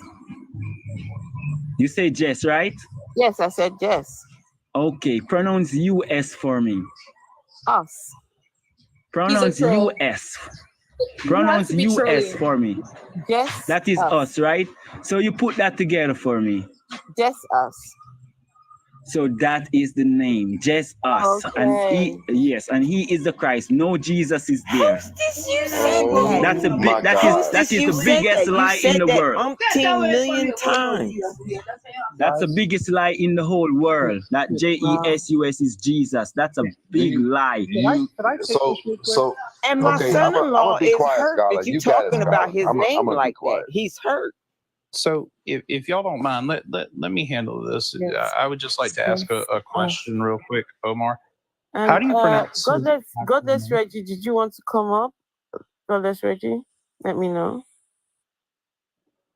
So how do you pronounce his actual name in Aramaic? Say what? How do you pronounce his name in Aramaic? I don't speak Amharic. It's Aramaic. Say Aramaic. I don't speak that language. Aramaic. I know nothing about that language. Say air. Aramaic. There you go. Now Aramaic. So his name. I don't speak that language. His actual name in Aramaic would either be Yashu or Yeshu, depending on the particular pronunciation in Galilean Aramaic. Now, in Latin, his name would be Jesus with an I. And it wasn't until the 1760s that his name. Okay, I never know nothing about. I never learned anything of that, sir. I'm still talking. Omari, you is rude, and I usually get in trouble for being rude in these spaces, but you making me want to like have rights in this room just so I can get rid of you. I'm annoyed. Like, I want to have money right now just so I can pay the hostess to make you go away. By the way, Rich, I knew I should have picked you. I was being shy. See what happens when you're being shy? So in Latin, his name would have been Iesus, IESUS. The J was not invented until the mid-1700s, and that's in the authorized King James Version when his name was changed from Jesus to Jesus. And then the pronunciation you're coming up with is some weird way of mispronouncing Jesus. Jesus is a perfectly natural transliteration of the name Yashu or Yeshu. Right. I have something to ask him as well because he wants to go the English pronunciation route. Let's do that.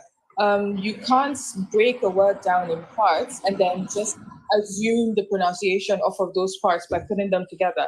If I said pronounce A-R-E, What would you say? Huh? A-R-E. Pronounce A-R-E. R. R. Okay. Pronounce B-A-R-E. There. Okay. Do you see that? Is it B-R? Your argument for Jesus does not, it doesn't stand. Okay? That's not how English works. I could literally go pull a 1611 KJV. So ma'am, okay, listen to me. If you have a consonant, right, and you have a vowel after immediately, right, what's the sound you're gonna get?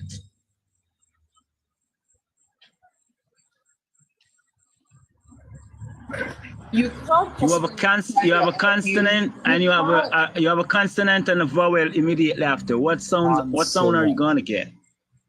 So you know why this is funny, and I don't mean this in a disrespectful way, but genuinely, English isn't your language, and it's a little obvious tonight. So I'm going to take it easy on you, right? English pronunciations aren't just based on word parts, right? If you have, there's so many examples. I don't want to get into it. I gave you the easiest one. If you have A-R-E and you put a B before it, it's different. If you put other consonants before it, it's different. It's just rest, please. There's no Jesus. You made that up. Your conspiracy theory is flying all over the room. It hit me in the head once already. So please tone it down. Okay, remember what you're saying. I don't cut you, right? Are you aware of the destruction of this world?